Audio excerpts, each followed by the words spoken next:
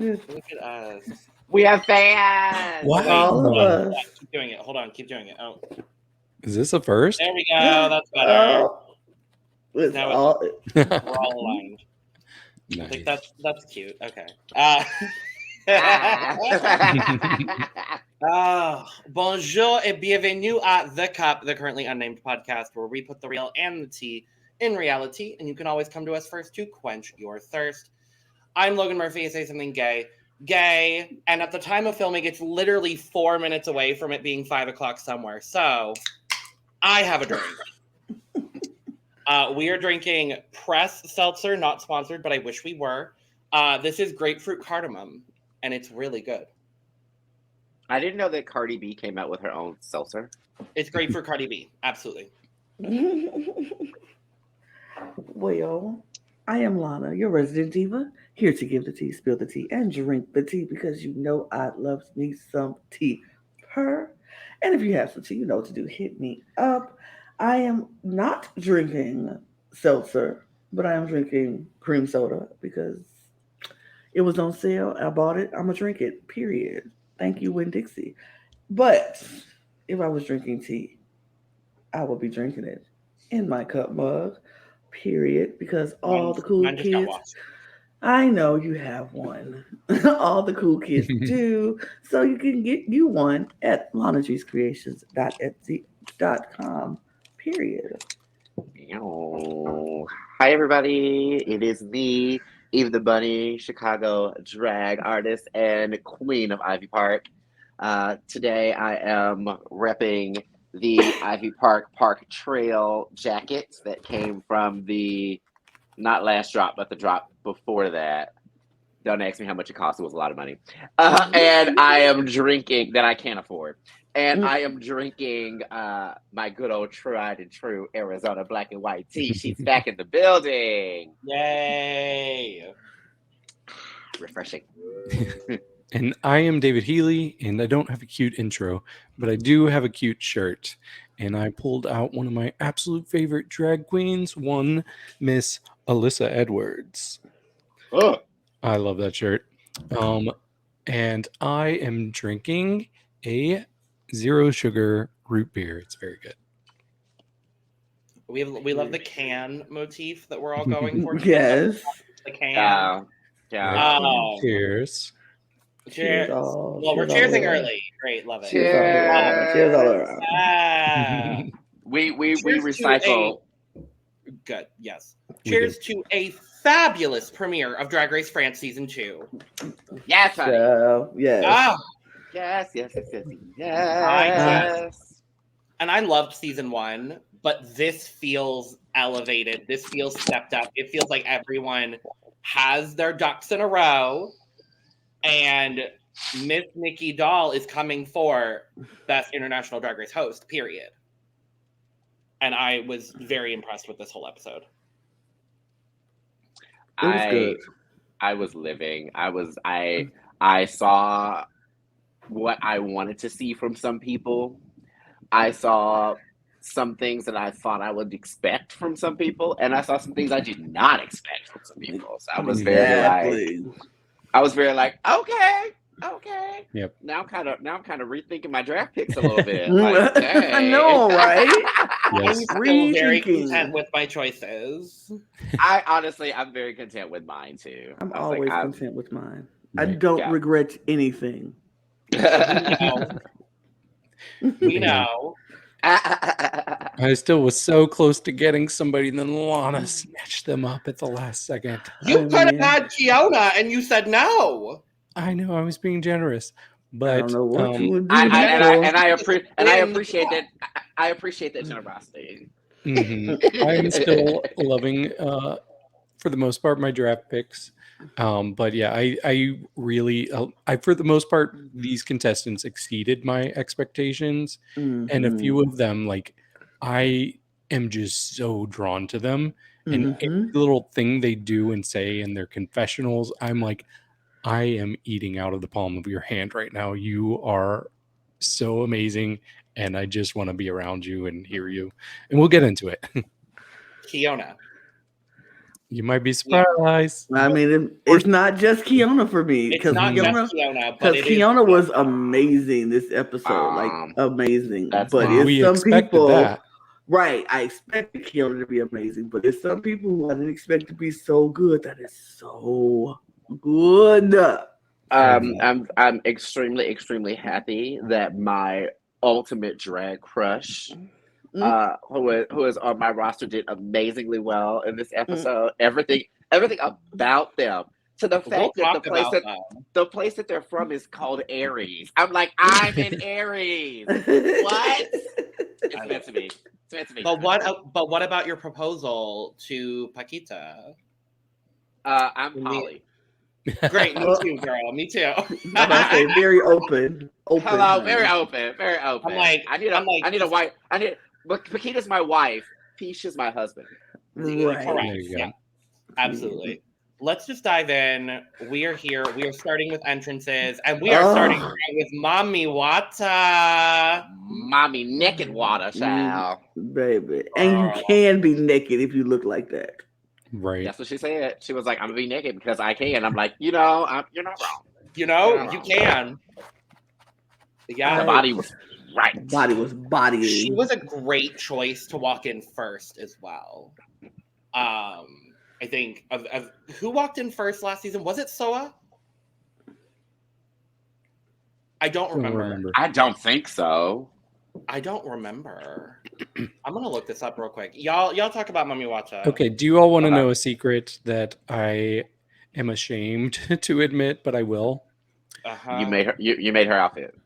No, I was very unsure about Mami Watta going into this season. I wasn't sure if she would be up to par when it comes to fashion, and I was like, I don't know, are they casting her as an early out? But I'll go ahead and say it. I don't care if it's good because she's skinny. I don't care. This is my favorite of the entrance looks. I was blown away. I was like, this is... And she's one of the people that surprised me the most this episode. I do feel like that the international seasons have this niche of like getting these like super model-esque half-naked black girls to just be like, I'm gonna just be up in here in like 2 pieces of fabric and a shoe, and y'all are and be greased down, and y'all are gonna eat it. And you know what? I am. So eat it. Mami Watta, Keiona to an extent, Taste, Astina Mandela, yeah, I was Love about to say, Sissy, shit, who else? Diamante Mary Brown. But a lot of them go home too early. So I know. was my worry for her. Right. I hope that even if she does, something makes me think that even if she does end up going home on the like latter end of the half of the girls as opposed to the like top 6 or whatever, she's still going to be like one of those impact girls they're probably going to bring back for an all-stars. I see it already. Yep. Yeah. And I'll go ahead and say it, best looking out of drag. I think she's up there for me. I have one in particular she that good. I'll put it like this. That white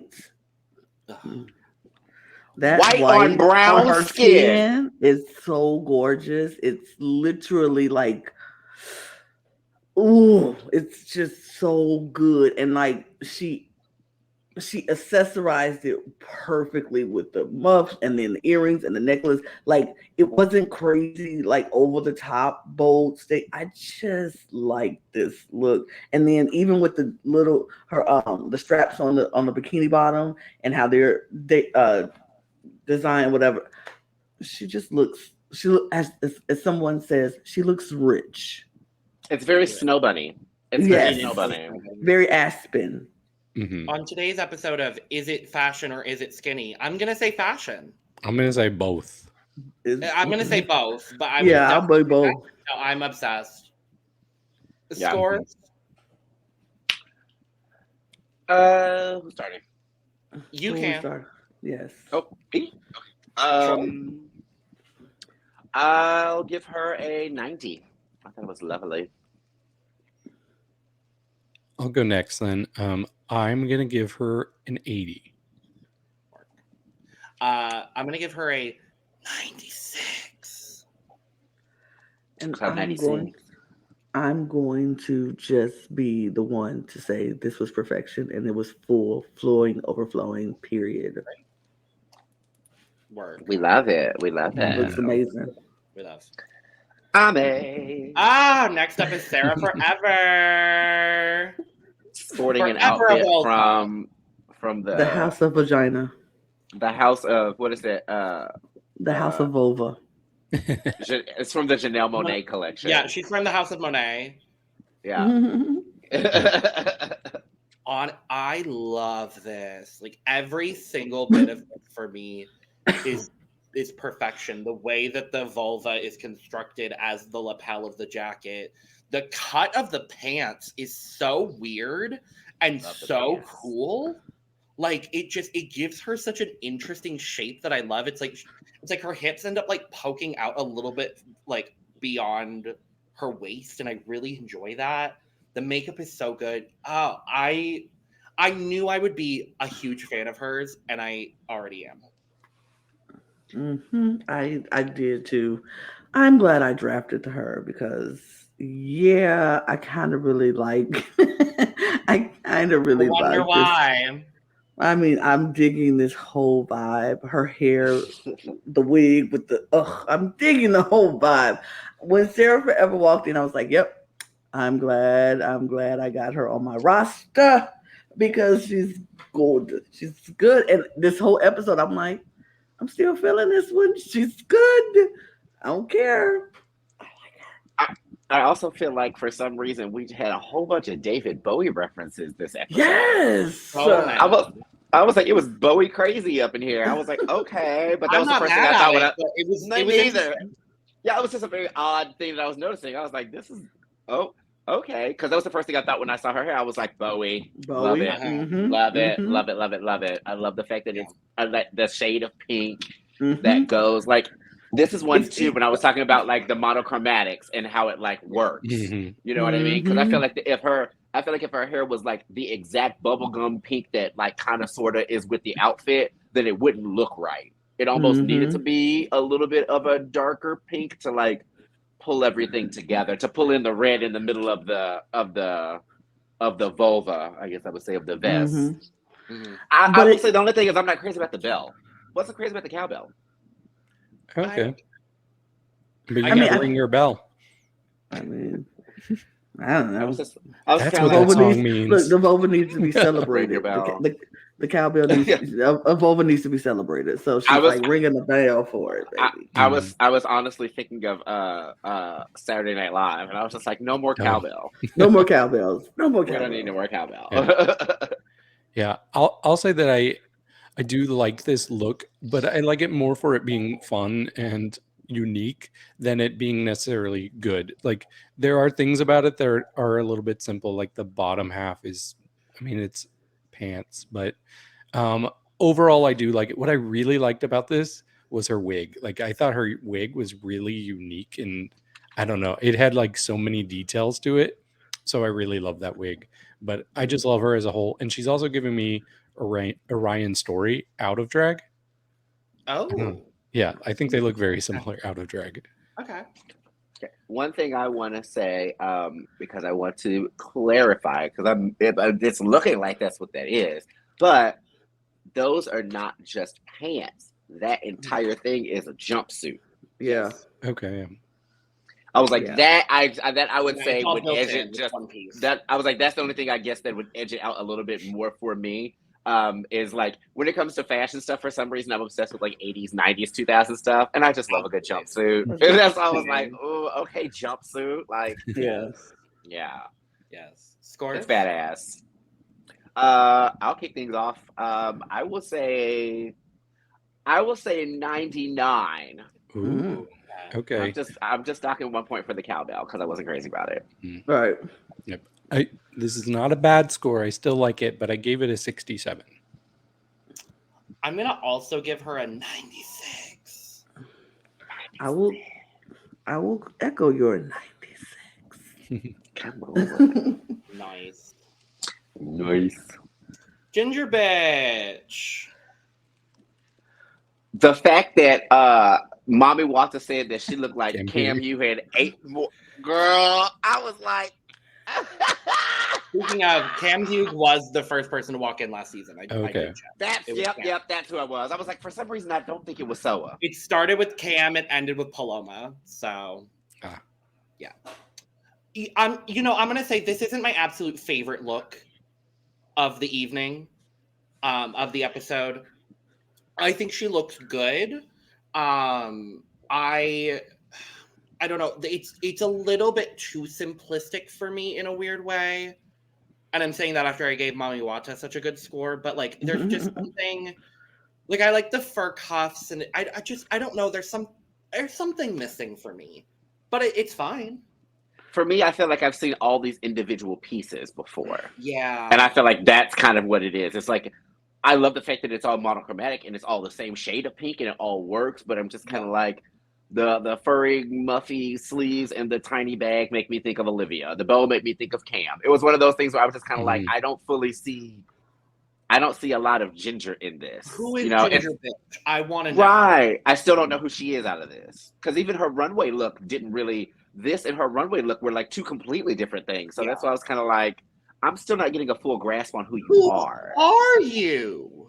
Who is she? Yeah. Who is Alexis Michelle? This was a cute fit, but this is like a drag con fit.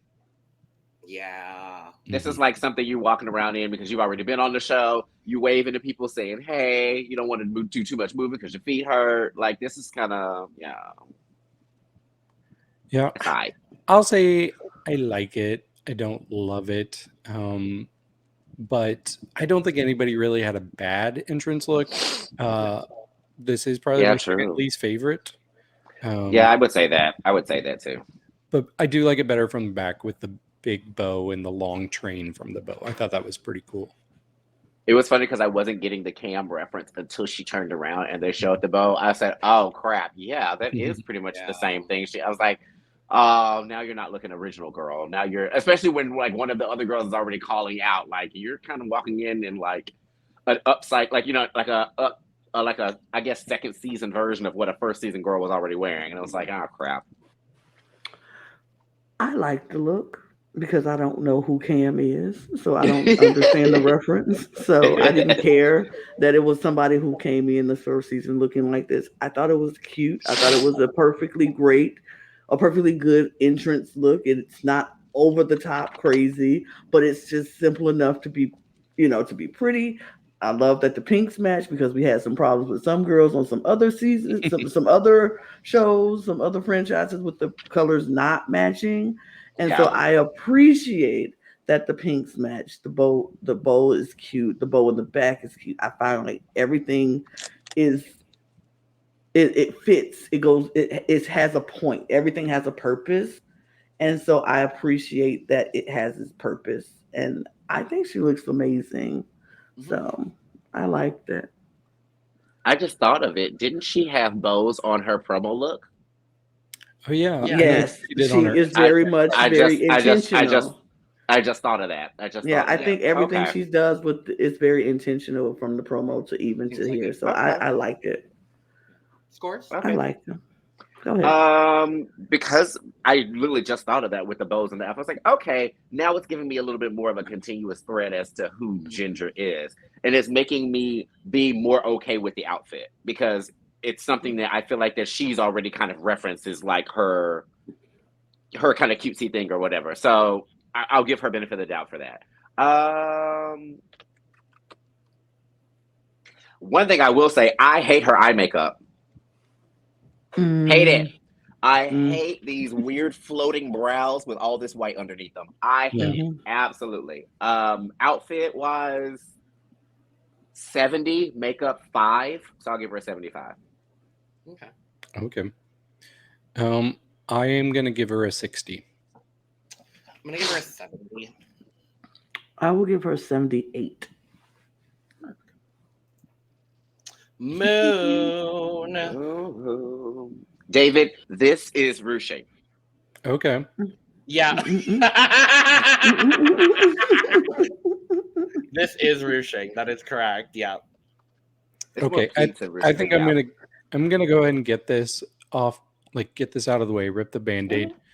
I cannot remember a time when I fell in love so hard with a contestant in the first Yeah. episode.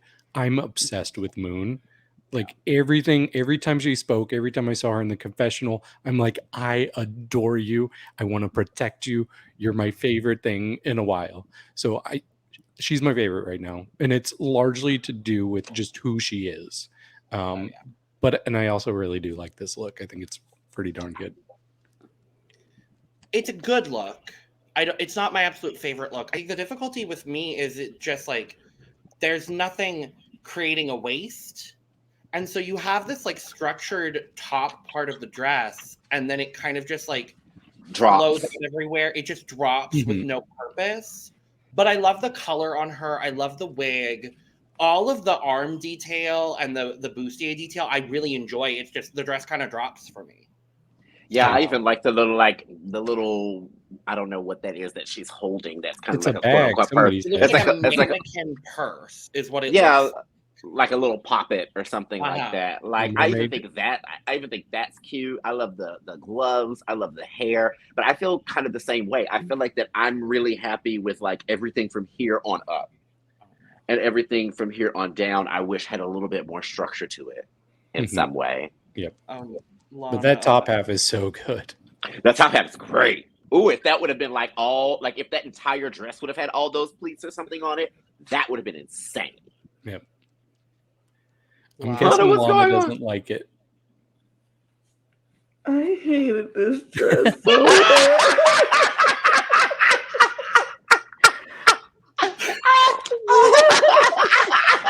I was like, wait, what's going on? I saw it and I was like, oh no, I know what's coming I just said it. I'm protecting her. It doesn't matter. I That's don't fine. care. I love Moon. I fell in love with her as well. When she talked, I was like, I love her and I would love to protect her, but I can't protect her from this look of atrocity that this dress is to me. I don't like it. I don't like the arms, the sleeves. I don't like that it just falls down. It's just giving me SpongeBob square. Like she's so square and she's not even big enough to be square. And the wig is atrocious. Like what is happening with that hair? It looks so crunchy. It looks so crunchy. Like it's so oh my de-Antwoord. For once, David's not the minority opinion. Yay! And I will take ownership to that. I will be it. I don't like the bag. I don't like the dress. I don't like the hair. I don't like her makeup. It's just, what is that around her neck? That choker. It's a choker. It's so, it doesn't go with the dress. Like, why are you wearing a slight choker with a... It's like punk Princess Bride. That is so stupid. Like, I don't like... I'm sorry, Moon. I don't like the dress. I love you. You are amazing. Your story is amazing. I will protect you from this point on, but I did not like this dress, unfortunately. It's just my opinion. It's just me. You love it. If you like it, you love it, and you own it. I just would not. I just particularly don't care for it. I'm so sorry. I'm sorry. I don't know where else to go from there. Sorry. I'm so sorry. Oh. I feel horrible because I love Moon. You should. Okay. I have to go back and like really like double, like I don't know. I guess, and that's honest because like I said, I skipped some of them, but I'm like I have to go back and find some of these confessionals that apparently have y'all just wrapped up in a titty because like adorable. She's just so adorable. That's the thing. It's like she's so adorable and she's so sweet. Yeah, you gotta watch. You have to watch the middle part to get to know why Moon is amazing. Okay. Of course. Kicking things off, I am going to give it a sensible 74.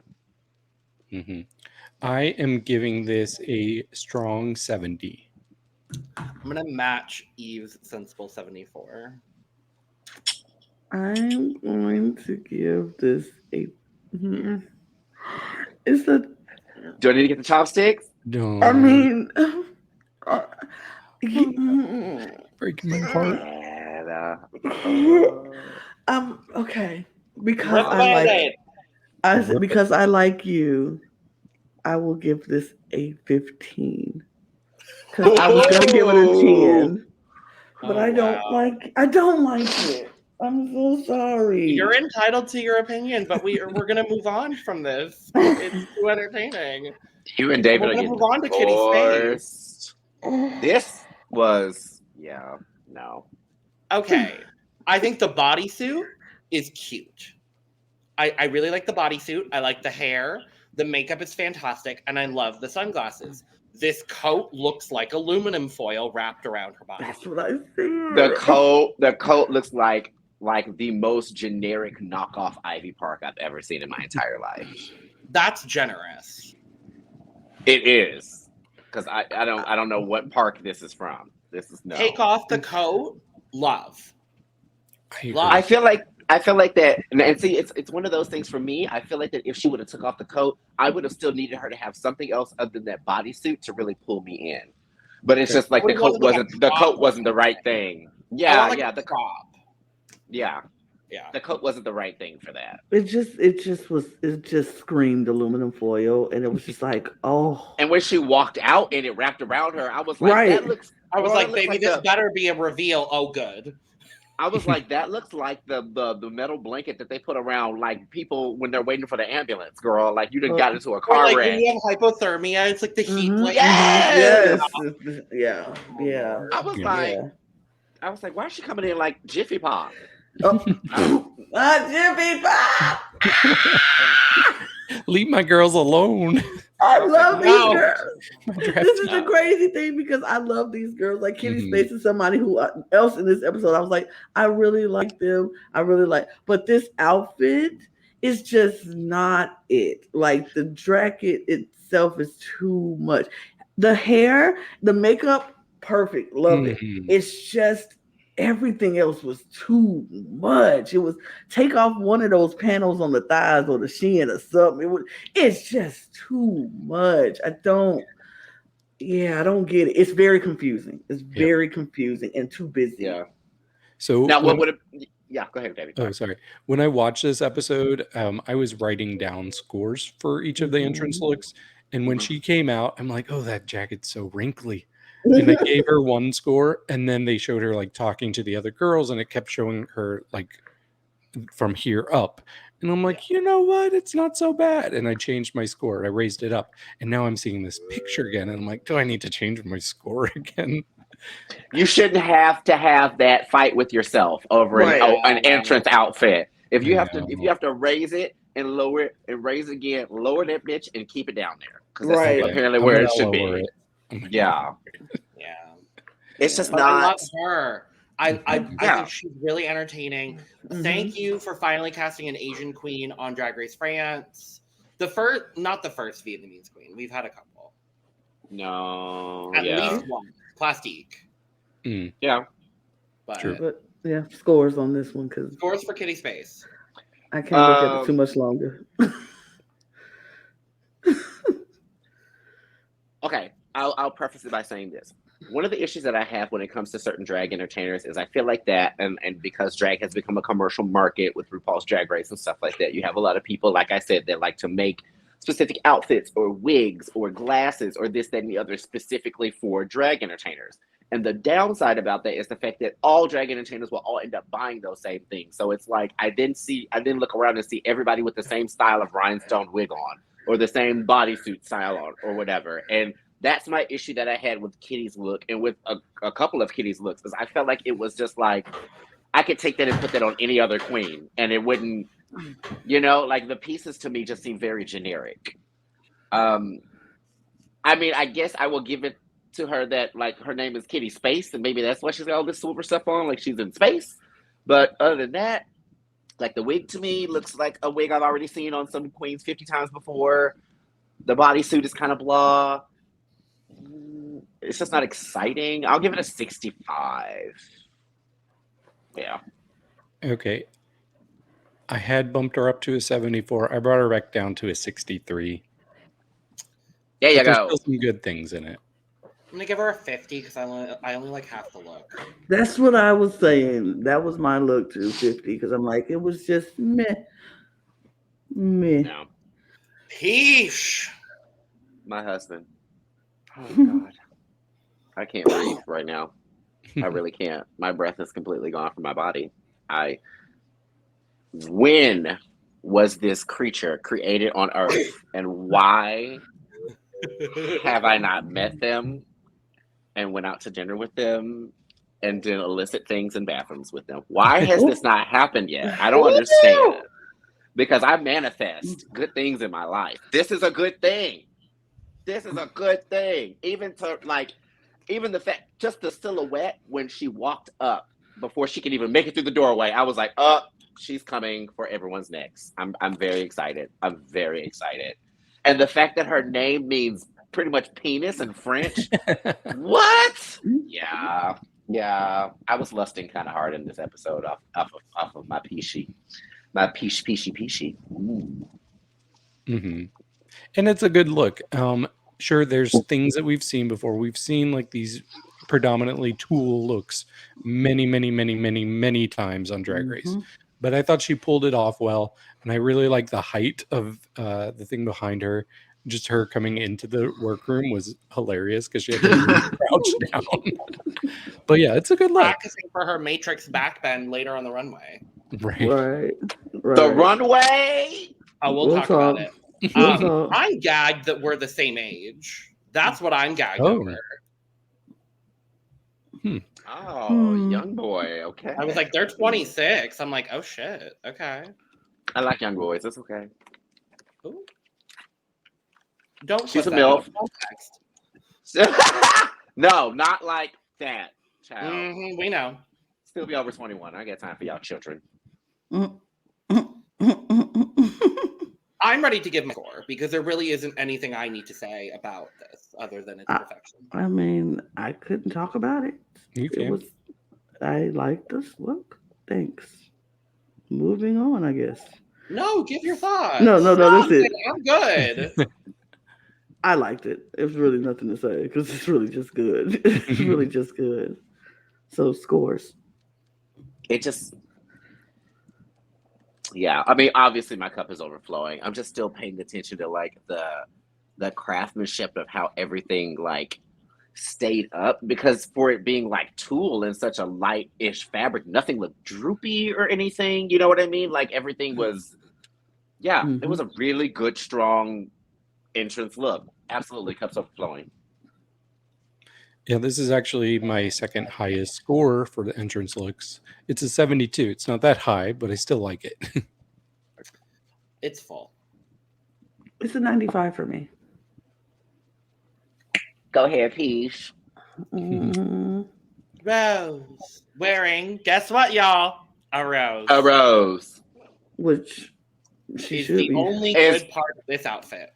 Exactly, because gloves baby, the gloves are black gloves. You can't really do those. They're like a deep forest green. Maybe you can't. Maybe you can do them wrong. I don't mind it. I don't mind the glove. I hate the dress. I do too. That is a dress that is from Deb. That is a dress that is usually at Deb or Forever 21 or Charlotte Russe a week or two after prom when they're trying to get rid of prom dresses. No. No. A very old bridesmaid dress that all the brides passed up on, for they don't want their bridesmaids to wear it. And your undergarments are not right because they show it and poke it through because that fabric is so close, like all those bulges and things, and like we shouldn't see that. We shouldn't see that. It should be slim. It should be like smooth, and it's too many bumps, and it's just not cute. The rose is the best part of this outfit. What it is 9 times out of 10 is she bought what it is 9 times out of 10 is she bought the dress and the dress didn't fully fit her and she's trying to make it fit. Yeah. Kind of a situation. And it's like, no, girl, just buy one that need to be a little bit tighter on you or need to be a little bit bigger or whatever. Don't say buy a bigger dress and tell them to take it in like to fit you perfectly. It's just tailor it. if you're gonna wear a gown like this, don't wear the hard boned corset.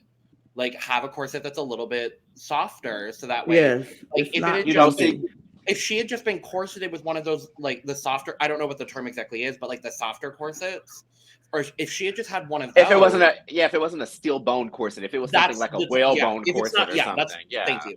I was like, I couldn't think of the term. If it's not, Yeah. if she wasn't wearing a steel bone corset with this, I think it would look fantastic. But the problem is, and she's not even corseted that much because she still looks like she still has a straight up and down pole body. In the Yeah, words of she Justin doesn't look Masters. Like, she doesn't look cinched. no, not at all. Yeah, And so I'm like, what's the point of the corset then? It doesn't look good, and you don't have a shape. You're just What's adding extra happening? bulk. Yeah. yeah. just The adding extra makeup is bulk. good. The makeup is Everything good, and the rose is good, and I from like the the neck. glove. I'm about to say from the neck up, she's great, but from the If she puts that her hands dress, above her head from the neck up, I agree because I like the glove. I mean, gloves are gloves. It's cool. For me, oh, go ahead, David. Sorry. All right. I didn't think that her shape like stood out that bad while I was watching the episode. I mean, sure, in this picture it doesn't look great, but I do like the headpiece a lot, and I like the gloves. My only issue really is I don't necessarily like the color of the dress. Like I don't think it goes well with that deep green, and then you have this like muted kind of green. It's not the cutest green. It's kind of Right. like a pukey green almost. Well, It's it looks like it's- the bodice of the dress and the skirt and the glove are 3 different shades of green, and I don't know if that might be Shadowing. even the headpiece is green. The headpiece is green, and it's not matching either greens Yeah. of the gloves Kind or of the matches dress. Yeah. the gloves. It was very It- much. It was one of those kind of things where it was like, okay, I'm doing a rose headpiece, so my body needs to look like a stem, so I need to just Right. put on a green dress, right. and it didn't really carry the story all the way Oh. through. But she should have put something on the dress, like some leaves or Thank something. you. Then it would have Yeah. made it better. Like if it would have been like, oh, okay, now we get it. But like it just looked like the dress is just it's just like of an old, like I said, it looks like a bridesmaid dress that nobody wants.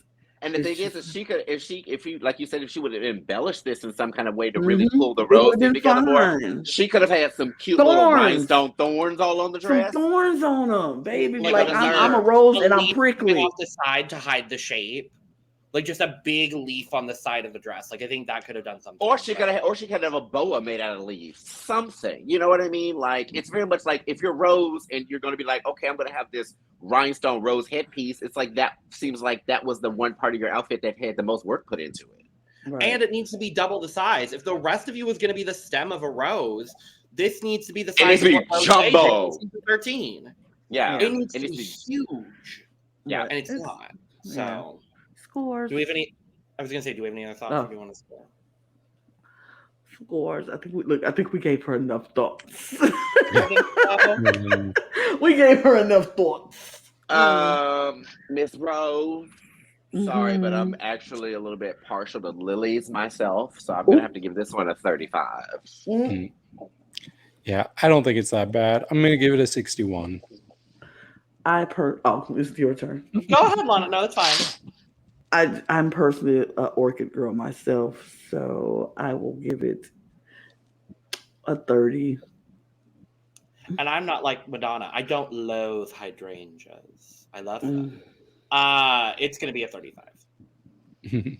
yeah. Sorry, Rose girl. I like Rose a lot. I got your Right. back, girl. Hell.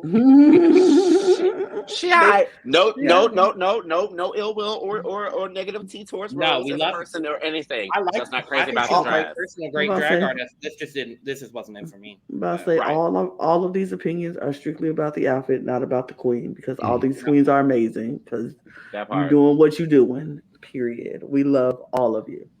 Cookie Kunty. Cookie Now, Kunty. Eve, is this Period. the person that you were talking about at the start, where you were like, "She's giving me what I needed her to give"? Because for me, that was the case. Actually, no. Oh, I didn't She think was so. actually it's not that she didn't give, No, but she did. She gave. She gave. Right. But it's funny that when it came down to the draft, it was between her and one other person that I had to pick, and I went for Cookie because I thought the other one was going to be underwhelming, and they were the ones that had me being like, "Oh shoot!" very excited. I was like, dang it, I should have picked her. But Cookie held her own. Cookie was very, very almost like silhouette. Very, you know what I mean? She's the mother. Yeah, Very she mother. came in as mom. She was like, It's "Oh, I know all of y'all." It's giving Sasha Colby almost a little bit, I would say, like that sort of not on the same level, obviously, but like the same sort of reverence. Like everybody knew who this bitch was when she walked in the door. I think except Moon. I think Moon was maybe the only person that didn't know. And then I think everyone knew Keiona, and those are the two that I'm like are in that kind of like you can tell they're very revered within the French drag scene. When they walk in, it's very much like, well, of course you're going to be here. You know what I mean? Like, if you weren't here, it'd be weird. Like, yeah. But yeah, I love this look. This look is very Lipstick Jungle, and I'm loving it for that. I loved Lipstick Jungle. That was such a good show. Yes. Oh my God, it's just very like it's very what's the Sex and the City spinoff? And Just Like That. And Just Like That. It's very And Just Like That. Like I see her being like Miranda's stuck-up ass boss or something like that, or like some editor at Vogue or something like that. You know what I mean? Like very, she got money, she rich. Yeah, I got big business a bit from it. Yeah. Which I think I've made that comparison for her before too. Maybe. But it also gives me Anastasia Beaverhausen from like Will and Grace. It gives me a little Karen from Will and Grace. Mm-hmm. For me, I get from not about her look, but just the vibes from her. I get the type that's like the Vivian or Sharon or Admira or even Christian from Mexico. And I'm like, those are always really polished, good drag queens. Do they excite me? Not that much. And I want to be excited. They win Drag Race. They do. And I got that vibe from her promo, and I'm like, I probably could draft her if I want to pick somebody who might just like march to the end. But I wanted to be excited, and I'm not excited by her. I'm a little bit more excited than I thought I would be. But yeah, this looks pretty good. I mean, yeah, it's fine. It's high fashion. It's not as drag as I would like it to be, but it's good. I feel like this woman is a socialite, like Paris Hilton's mom type, like like she dresses to like this to go to brunch or to go to apples from Trader Joe's. Like, right. It's like she dresses like this on a regular basis, and it's like makeup is always flawless. Hair is on point, not a piece out of place. And always has her bags, her shoes. Like, this is somebody's high society mother, maybe, like you said, working at Vogue as an editor, but not the full-time editor because she don't have time to do that. She's the part-time editor. She comes in, she does her job, she goes home. Or she goes centerfold editor. She's not like the overseer, but she doesn't have to be there all the time and work herself to death. Why? Because her husband has money. And so she doesn't have to do all of that. I see her, so she is the mother of these. Like, she walked in and was like, I know all of you. You all know me. And just know what's coming your way. And accept this. Accept that I'm about to be here and do this thing. And mother has arrived. It's just like, I loved her when she walked in. Is she draggy? Like, is she full and big and all? No. But she ain't gotta be because she looks so good. I think that's why I like right. I think that's why it was so minimal, but it was so perfectly minimal. And I lived for her when she walked in. I was like, okay, mother of the rich bride, like for real, rich mother of the bride. Like, hello. I loved it. Scores. One thing I want to say too before I give my score is one thing that I lived for the most with her entrance is I feel like I've been living for this with certain people's entrances where they just come in with this power and this presence and they just stand there and they just point blankly say their line like, hello, I'm here, I'm amazing, and everyone's like, yeah. Yep. It was like when Cheddar Gorgeous like walked in and was just like intrigued. I bet you will be. I was like, done. That's all you needed to say. That's all you needed to say. Kobe, period. That's all it was. It's all of it. Yeah. So when she came in, she was like, mother has arrived. I was like, Yes, ma'am. Yes, ma'am. Yes, You ma'am. sit back Still and you sit back and you appreciate mother. Yes. That's what you do. That part. I will give Mhm. her, even though I feel like this outfit is a little bit more of the simplistic side, my cup with everything about my cup is full. My cup is full with Miss Cookie Kunty, and I'm very glad that she did make it on my roster, because regardless if she does make it all the way to like the end or not, she gives me top 5 energy, and I like that. Mm-hmm. Yeah, my cup is 2/3 full. I give her a 66. That's it. She's giving cunt. Cup is full. Oh my cup is definitely full because this is rich lady energy right here, and I respect that. Boss. Period. Hello. That's my baby right there. Yeah. Now, Miss Vespi. Vespi. Miss Vespi. I told y'all. You ain't tell us you got it at the end. No, You I ain't was tell very us. happy for her. You got her in the end. You were not trying to pick Vespi. She was the last. I had two. choice, You though. had no choice. I had 2 picks in the entire draft. Okay, You had I no was choice really but to very take excited about this Vespi, absolute but- darling angel who looks so fucking good. Yes, I agree. She does Oh. look good. She came out and I was like, yeah, I picked the wrong person. Damn. I was like, wait a minute. Do I mind that she's wearing a loofah right now? No, I No, don't mind that she's wearing a I don't. loofah because it's a loofah, and I don't Well- mind. But when she took it off Oh. and she showed me this disco star dress, Solid gold dancer. I was like, and then the wig is wigging. Like that's how you wig a wig. I say That hair wig is that's so the hair good. wig is That doing hair wig it is for so me. good. That hair wig is right. That hair wig is giving very drag. Just body. I love it. And she's so cute. God, in and out Very of drag. adorable. So dang cute. Oh, yes. So dang cute. It's so sickening how cute she is. She's very like the adorable. Petita of this season, because Petita just looks so bizarre and not what you expected out of drag, and that's how Vespi is too. It's like I'm so intrigued by whatever I'm looking at. And like if you She think about look- this compared to her performance look, compared to her runway look, I'm like, Mhm. Big step up. So dang But I do not love Yeah. it as much as you all. When she came out, I actually really liked the loofah part. And I'm Yeah. kind of the opposite of Lana. When she took it off, I'm like, okay, this is nice, but I've seen it a lot on Drag Race. So yeah, she looks great, but I just kind of want something fresh. See, But that's I the problem still with think y'all. it's pretty good. That's the Yeah, we're problem with jaded. y'all We watching. see too That's the much. problem y'all watching too much Drag Race because they don't jade me at all because I ain't seen it before and I like what I see and she thinks that she does it well, so I don't care. Mhm. Loofah, star dress, all of it perfect.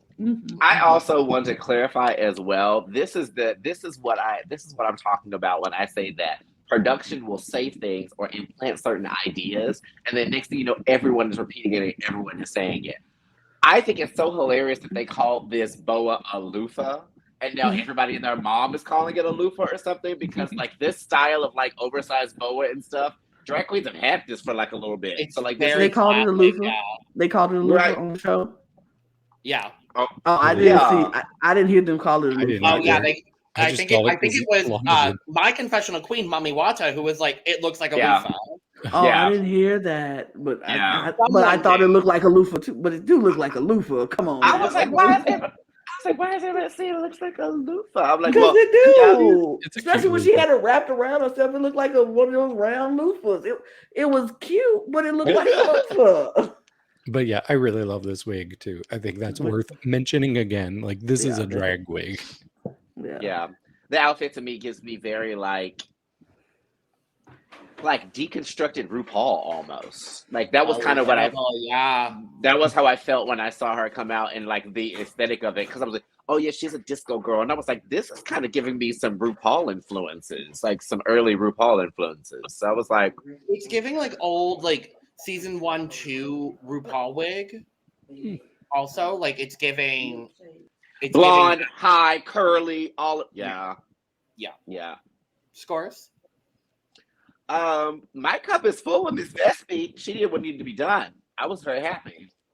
Okay, I'm gonna give her a 69. Nice. I haven't done this for anybody else today, and I'm retroactively doing this for like all the girls that I've loved. They all did what needed to be done. My cup is full for Vespi, and I'm so thrilled. What does Lana have to say? She won't like it if we're just waiting for her. Yeah. I'm gonna assume the cup is somewhere around full. I think it's full. Probably full. Perhaps full. Maybe. I'm gonna say it's full. On behalf of Lana, the cup is full. Yep. Ah! Mother. If Piche is my husband, this is my mom. This is also my mom. This is my mother. That's her name. Her name is Keiona, Eve the Bunny's mother. Revlon. Yeah. You are now Eve the Bunny Revlon. Yeah, I'm Eve the Bunny Revlon. Yeah, I have no problem being adopted like, that I'll house. take it, honestly. I wish. Oh, God, I wish. I have don't know if I can. I have one qualm with this look. The way that the shoulder pieces kind of flapped, I didn't love that 100%, but I still love it because it's her. Lana, on behalf of you, I gave Vespi a full. I don't know if you would agree with that. I would not. I would give it a 93. Great, cool. I was like, it's somewhere around full. It's up there, but this woman. I would say the part that I live for the most too is when she came out and said her interest line and laughed, and they put that echo behind her. I said, "Oh, y'all better stop!" I was like, "Y'all already know how legendary she is. Like, you already know." Like, I was like, "Yeah." The fact that this entire episode was like, "How legendary are you?" We are legendary. I'm like, I know. And then y'all didn't give her the win. We'll talk about it, but no, this is my mother in my dreams. Yeah. I like this. I don't know. I think my expectations were just super high for her. So when she came out on this, I'm like, this is very good. It's in my top 3 of the entrance looks. But was I blown away by it? No. Do I like tinsel looks? Not usually. She was able to pull it off better than most people could, but I still wanted a little bit more, and I know she's going to give more. She gave more later in this episode. So it's still good. I have to agree with David. I like the look. I'm not in love with the look. I'm not fawning over it. I think I wanted more from Keiona, but it's a perfectly good entrance look. Like, I don't expect her to come in looking like completely, fully, like, huge everything. But I don't know. I love the pants. I love the slit in the pants. I ate that up. I ate that up because if you got good legs, you definitely need to show that. Yeah. But other than that, it was a perfectly good look. Not mad at it at all. Yeah. Scores? Well, for Mother Revlon, I have to say my cup was overflowing with this one. Okay, I'm going to give her a 71. I'm going to give her a 92. I will give her a 95. I like it, but just don't love it. It's not the best, but she still looks amazing. But she looks amazing because her face is beat like her. She looks great. And then her teeth are amazing. Speaking of not the best. Punani! Punani. You know, of the green looks that the duo were giving, this one was better. This was the better one. Mm-hmm. David, why are you shaking your head like that? Because I did not like this. I thought this was the worst on the runway. Or on the entrance look, I should say. Yeah, it just didn't do anything for me. You ain't that wrong. You close to the bottom. It's not the worst for me, but I get it. Yeah. I wouldn't say it's the worst. I'd say it's simple, but I wouldn't say it's the worst. I wouldn't put it it to had the a little worst. bit something with the cutouts. It looks like she just made it. Yeah. I don't know. Like if I put it this way, if she did, it looks decently made. It doesn't look like Exactly. it doesn't look like a design challenge outdress. It does kind of Right. look like, oh, I forgot to bring an entrance look to Drag Race. Let me whip something together in my hotel room. Hey, can you get Where's me that fabric? a machine? But I like the cutouts. I like the big jewelry. The wig is cute. I like the sleeve detail. It's not my favorite, but I don't think she looks bad. No, not that- bad. Just I think simple and boring. Sorry, go on. Whelmed. I'm whelmed. No, you're good. Yeah. I think that one reason why I'm giving it grace is because of the fact that she didn't pad or anything like that, but it does look like that the way that the dress fit on her still fit well enough that it didn't make it look like she just wasn't padded and just looked straight up and down. It still looked like it gave her some kind of a shape, if that's too weird to say. But it is a simple one. I will give y'all that. Yeah, it's underwhelming. It's just like I'm not blown away, but I'm not like grossed out. So Right. It's like, good for you, girl. all right. Scores. As far as her confessional look goes, why is she giving me straight guy? Like Punani, if you are single and available, I'm interested. Oh Lord, child. Score for Punani. I mean,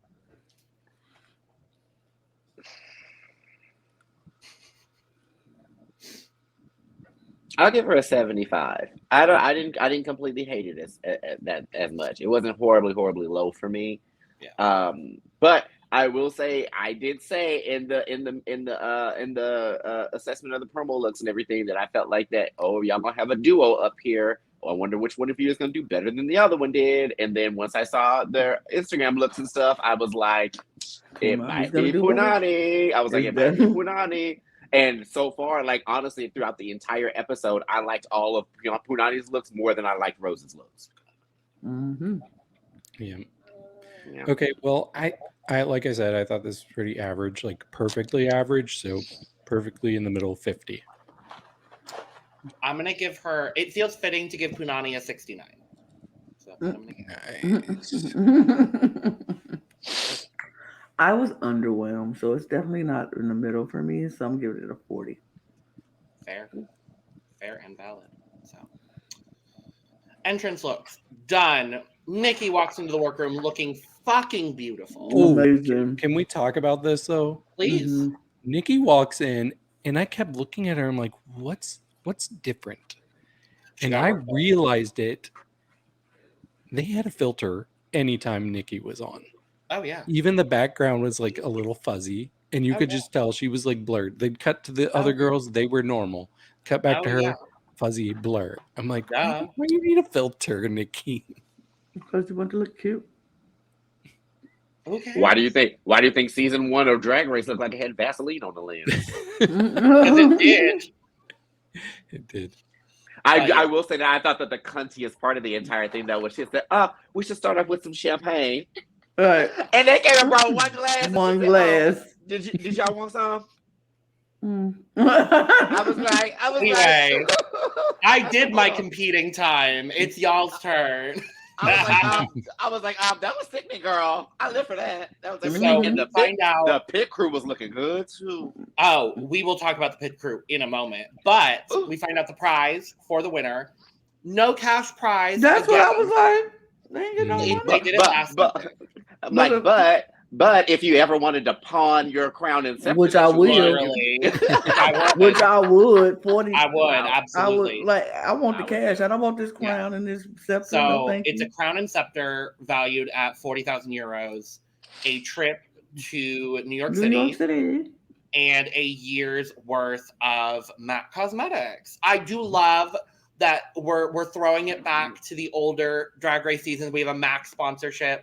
I believe it was MAC last season as well for France. And I do love that, MAC Cosmetics has always been fantastic to Drag Race and to us. So, Lord, when did they stop? When did they stop that too? It was Color Revolution, I think, stepped in at season 4. Yeah. It was Color Revolution until season 5. 4, and then I believe it was Anastasia Beverly 7 on. Didn't they do Makeup Forever once? I think Makeup Forever might have been season 7, and then we did. Because I think they did I think they Makeup Forever for like one season, and then they did Anastasia for like all the rest of them. Oh, it might have been season 3 Makeup Forever? I don't remember. Anyway. Season 3? No. That was Raj's season. That was Mac. That was Mac still. That was Mac. That was the good old days with Mac, Absolute, and Alan Chuck Don't Travel. I think that Makeup Revolution was season 4. I think you might be right. So yeah. We get the mini challenge. It's a photo shoot. It's a hanging swing in a garden, and then you're spun around. I have to say, thank you for putting a big boy on the pit crew. Thank you. Thank you. Sorry to headphone listeners. I don't care. Thank you. He was looking juicy too, bitch. Yeah. I was like, hello. That part. Thank you. Thank you very much. Thank you. Thank you. You're welcome. We didn't pull the mini challenge looks because honestly, none of them were all that great. But there was one that was great. There was one. It was not the winner, but the winner was it was one. Yeah, I was like, it was one, but they didn't win. We said Keiona. Yeah. Shocker. And that's not was delivering in that picture, so Keiona, and I think second place for me at least would have been Rose. I thought Rose gave a really good photo. I really like Mami Watta. Well, of course, Mami Watta. I always feel like when they do some of these mini challenges, and it's like the first mini challenge, that either it's a mini challenge that has nothing to do with the regular challenge or whatever, and it's not going to affect it in any way, or for some reason it seems like it's foreshadowing. And for me, when Punani ended up winning over Keiona, I was like, that doesn't make any sense. I was like, unless this is foreshadowing that something's going to happen to Punani later in the episode. Not to her. Right. That's why I was like, okay. And then once I found out what happened, I was like, oh, that's why y'all gave her that win. I get it. Yeah. So we find out that the Maxi Challenge is writing and performing and learning choreography and then performing. An original verse to the new Drag Race France anthem, We Are Le-Gen-Daire. And we find out that all 11 girls are going to be on the same track. I was worried, but I'm going to be honest. I love the way it turned out. I like the way they did it. Later, but sure. I loved the way it turned out. I also really liked when they had the montage of them in their confessionals, like singing. Mm-hmm. Yeah, like that cracked me up, especially when Moon was like, oh, like she was covering her mouth. I loved it. I was like, I love you so much, Moon. I love Moon. But yeah, so we're de-dragging. There's not a whole lot of workroom stuff to talk about. The choreography happens, whatever. Literally, like nothing important, in my opinion, happens during the choreography. But the two important moments are kind of immediately, as soon as they're de-dragging, Moon is like, hey, so just so everybody knows, I'm a trans woman. She, her at all times. Thank you. And I guess this was kind of like one of her coming outs in a way. She was like, I'm not only coming out to France, I'm coming out to Switzerland. And I was like, yes, bitch, you better fucking work. Like, that's the way to do it. I mean, who will check you? Nobody. And also, the one thing that I liked about that happening is now that we know this and it's out of the air, then we don't have to worry about this being used as a plot point. Because I feel like that's what's happened to a lot of past trans contestants is they've had them not say anything about their transition or be silent about them being like they did that to Peppermint throughout like almost the whole season. And everyone who knew drag and knew Peppermint outside of Drag Race and stuff already knew that Peppermint identified as trans. We already knew all of this. And so going through the show and then having everyone act obliviously like we don't know if you're trans or not until you decide to say it in some confessional or something, I'd be like, that just seems so produced. Like, just let it not be that. I feel like what made me happy with her doing it is now I know that that's not something that I'm going to have to look forward to as like, a reason as to why they're hanging on to her. You know what I mean? It's like Yeah. she already got that all out of the way. Now you're gonna see me in my drag. You know what I mean? You're not gonna be hyper focused on me being trans the whole time. And I'm like, Like cool. they'll probably I live for share that. her story at some point while they're getting ready. It's gonna be like, Kelly Mantle, go over and talk to Vivacious and ask her about her childhood. Like we're probably gonna get that moment with someone in Moon, and like great, love it, because I would love to know more about her transness and coming out if she's willing to share that, which it seems like she is, but again, it's her story to tell. I just did really love this moment. I was like, yes, work. And then I think it was Kitty was like, how does it feel to say that? And Moon is just like, it's incredible. Like, it's just, it felt, and viewing it as someone who falls under the trans umbrella, but is not like you know what I mean? It felt cathartic, and I could feel the like cathartic moment that she had saying it. And I was like, yes, that. I love it. Yeah, it was just one of the many reasons I was falling in love with Moon. And I think what really struck me, like when she was talking about all of this, I was looking at her and it clicked to me that one of my best friends in my city, she has a daughter who's about 12. And I've known her since she was very young.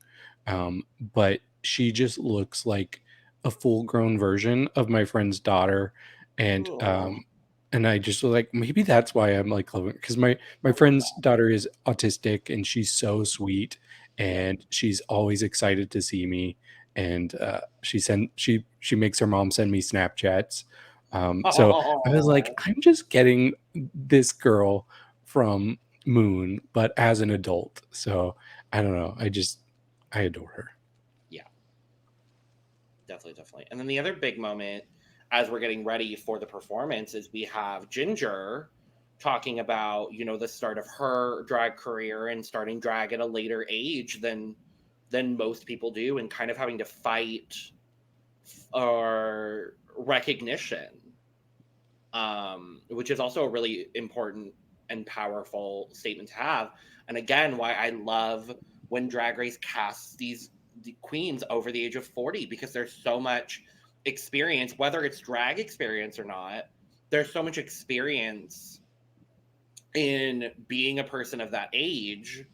I don't know that to be true yet, but I will someday. Like, and it felt very cathartic for her as well. She was like, I made it onto this platform where like only 11 of us made it this year, only 21 of us have made it, period. And I was chosen. Like, it felt like she was like, oh no, my drag is valid, and this is what I should be doing right now for me. Yeah.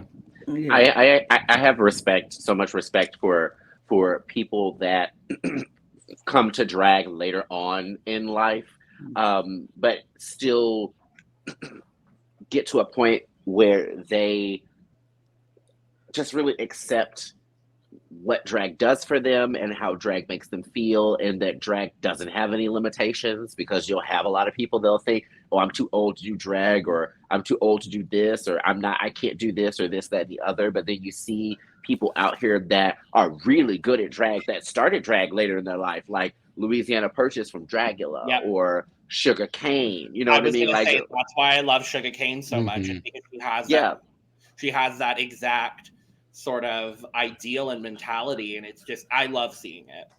Yeah, it's really refreshing, and for me, it just gives me more hope as a drag entertainer that there isn't any age on how long I can be a performer, because I'm approaching 40 myself too, and I've had a lot of those thoughts where I've been like, there's 150 new drag queens that are all in Chicago every year that are all under the age of 25, and everyone wants to book the youngest person and the one that can do the most flips and splits and kicks and all this other kind of stuff. And it does make you somewhat feel like that you're getting obsolete, or maybe your time is over and it's their time now. And seeing girls like Ginger, it really helps me feel more affirmed being an older entertainer and just aging and doing drag and being like, no, you don't have to stop at any point. Your time hasn't ran out. You know what I mean? So more power to you, Ginge. For sure. Yeah. Lana, David, it's never too late. Lana, David, what? For us to start doing drag. That is not my passion, so I will leave it alone. I won't jump into anybody's passion and be like, yeah. But saying that, it is never too late to do anything you want to do, and I feel like that's just the mentality that everybody should have. Whatever your passion is, whatever it is that you want to do, and so seeing Ginger like, look, this is what I wanted to do, and it happened very late, but it still happened, and here I am. It's like that is a life lesson of whatever you want to do in your life, regardless of what it is. It's never too late to do it. You can be like, I know I'm old. I know I'm 40 something. I know I'm 50 something. I'm 60 something. Mm-hmm. But if I want to get on stage and do drag at 60, you should be able to do it. And people should be able to appreciate that you let yourself go and felt free enough to do that, because that's what it's about, being free enough to express yourself how you want to express yourself. So I love that for Ginger, and anybody who, whatever age you are, whatever you want to do, just do it. If your passion is your passion, just do it. Have fun and be free. Yeah.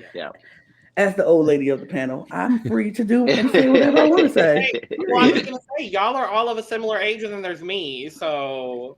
But we're telling you to do whatever you want to do at any age you want to do it. Period. I'm working on it. Yeah. I just wanted to say that this moment really endeared me to Ginger. Like, I've always liked her, but this was where I started to be like, oh no, please don't tell me this is that obligatory moment that you're going to give before you send somebody home. Send somebody home, yeah. Oh, 100%. I fully thought, Ginger's going home. Cool. And it was I'm emotionally preparing for it. Right. It was a worry for me, even from the cast promo, because we see so many times where the older queen, and she's not even that old if we're being real. No. Yeah. But where they're expendable early on these casts. And I really hate that, especially seeing somebody who that was a passion for them so late into the game. I would hate to see her go home first. So I'm really glad, spoiler, that she did not. But who did go home is Eve. Yeah, I guess Eve decided she was going to go home. Well, that's fine, I guess. Let's talk about the performance and the runway, but first we have to talk. Oh Lord, no! No, absolutely not. That's better. That layout works with 4 people, not 3 people. So we have our panel: Miss Nikki, Miss Destiny Burkey, and Kitty Smile. They all look fine. Yeah, I'm gonna say this. I don't love to be super negative on these podcasts, but I hate this wig on Nikki. I think it is one of the ugliest wigs I've ever seen in my life. It's so flat. There's no blending for those colors. It made me cringe. I hate this wig. She looks great. Who made her wear this wig? It looks Xtina. It looks very Xtina. Right. No. Very, very like Christina. She would not have something with zero volume. This has negative volume to it. Christina's, did you not see her album cover with that long, straight, bone straight hair, with no volume? This is very Christina Aguilera. This is very. She would never.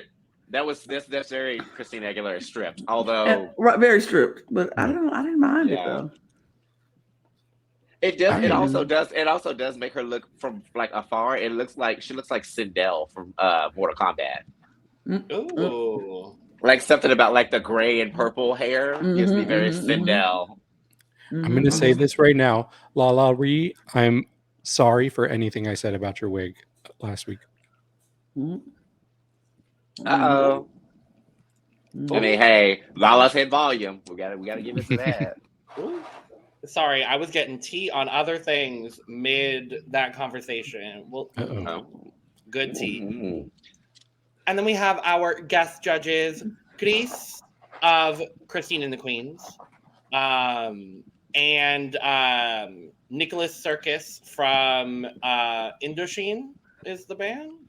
Sure. Y'all could not convince me that this is not Bella and what's the name of them 2 Twilight kids from the future? Kristen Stewart.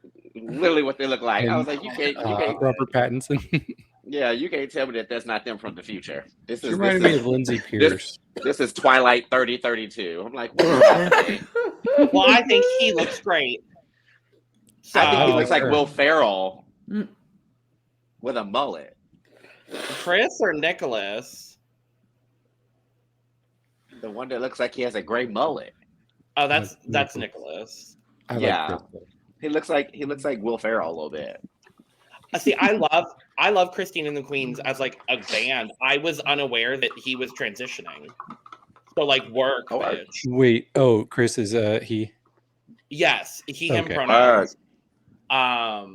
Because I've listened to their music for a while, and I was not aware that he was transitioning. So work, and he also came in the workroom as well. That was like a whole workroom moment. But I'll say this, and I'm just gonna say this bluntly, and I'll be honest with you.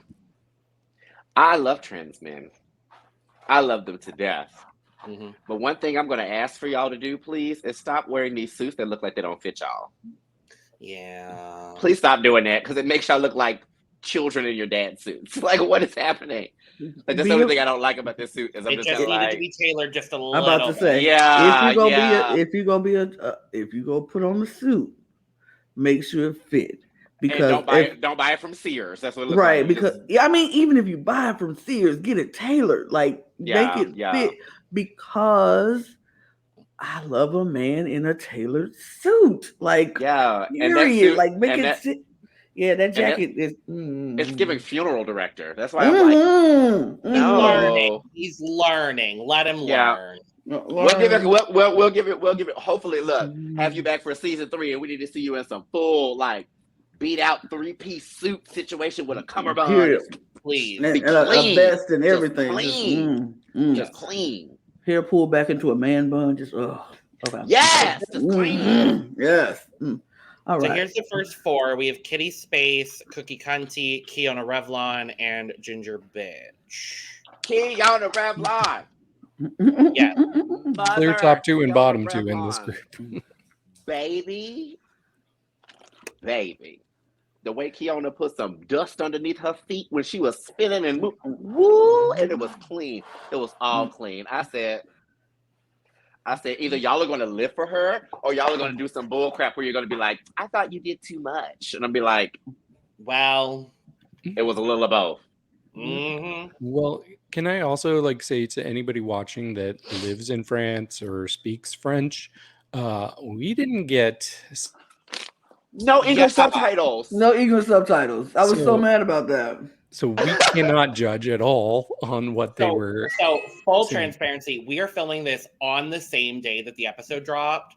I did not have time to translate 11 8-bar verses. So sorry. So somebody please help us out in the comments if there's anything important that we missed.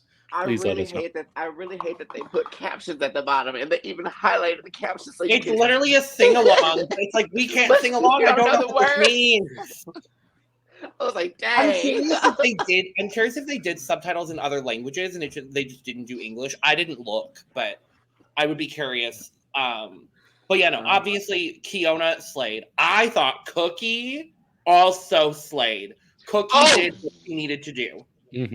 And I was scared at first because I was like, oh God, Cookies. Like for some reason, every time they have these girl challenges or these write your own lyric challenges or whatever, some girls always like, I'm finna rap twice the tempo of the song, and they'll end up stuttering all over themselves and messing up words. And Cookie did not at all. She cleared, and then she don't know what the end she of it. said, but it sounded good, and she knew the lip sync, so work it. And she was just like, I'm Cookie Cunt. It just walked. I was like, oh, okay. You are the girl I thought you were. Good. Yeah. I'm glad. At first, I thought she was more Cookie. Now I see her as a little more Cunty, and I'm like, it's a little bit more Cunty. I feel like Cookie, her name fits her perfectly because she gives us the Cookie essence, but then when she does things like this, she turns her Cunty. She's like, don't play with me, don't play with me, don't play with me. Like I'm Cunty, and I'm like, I was scared too. Like I was like, she is gonna stutter and flip over these words, and the lip sync gonna be off. It's gonna be someone did later. Someone did, but I was like, she was going to be. I thought it was going to be her, and when it started, when it started and she was like, I'm Cookie Kunty and da da da da. Da, da, And da, da, I was like, oh, I said, oh, wow, she's starting to mess up. She gonna start, and she was on it. I was like, period, Cookie. I felt like Cookie and Keiona was just like killing. And here's the thing. I wasn't that mad at Kitty's face neither. Now the judges was mad at Kitty's face. I wasn't mad at Kitty's face in her either. solo. I absolutely agree with the two of you. However, I cannot tell you a single moment she stood out other than her solo. But my thing, that's true too, and that's what I said. I wasn't mad at her. I don't think she was the winner, but I didn't think she did so. I didn't think she did so. Like her solo was amazing when she. I loved her hair in this. I loved how she looked in this, but I didn't think she did so bad. But the judges they didn't agree with that. I thought Ginger did good as well. I think unfortunately just everyone did well. So it just came down to Ginger was the least successful of a lot of really, really strong and good performances. Something also made me think, because of the way that they had the group split up and they had them kind of in 3 different sections, maybe they picked like, and then tops and bottoms always ended up being like 3 in the top and 3 in the bottom. It made me wonder, did they maybe pick like who they thought were the best out of each group and the worst out of each group, and that's kind of how they came up with the top and bottom. You know what I mean? Two of the girls here are the bottom 3. Yeah. Oh well, then no, they wouldn't. No, because I think there's a whole group. I think the whole next group is safe. Yeah. The entire whole next group is safe because we've got Piche, Mami Watta, and Moon, who I all thought did amazing. Piche in this velour tracksuit. I had no idea where I kind of lived. But to say so, I did kind of live too. I was like, what the fuck are you wearing? But also, why are you giving me like, I'm not a regular drag queen, mom. I'm a cool drag queen. I was like, I love it though. And this blonde bob, I hate it, but I love it. Oh, it's like a Susie homemaker wig. I'm like, I don't want why, but I'm here for it. And that's kind of how I felt about Mami Watta's wig. I'm like, this is a really bad wig, but it's flowing.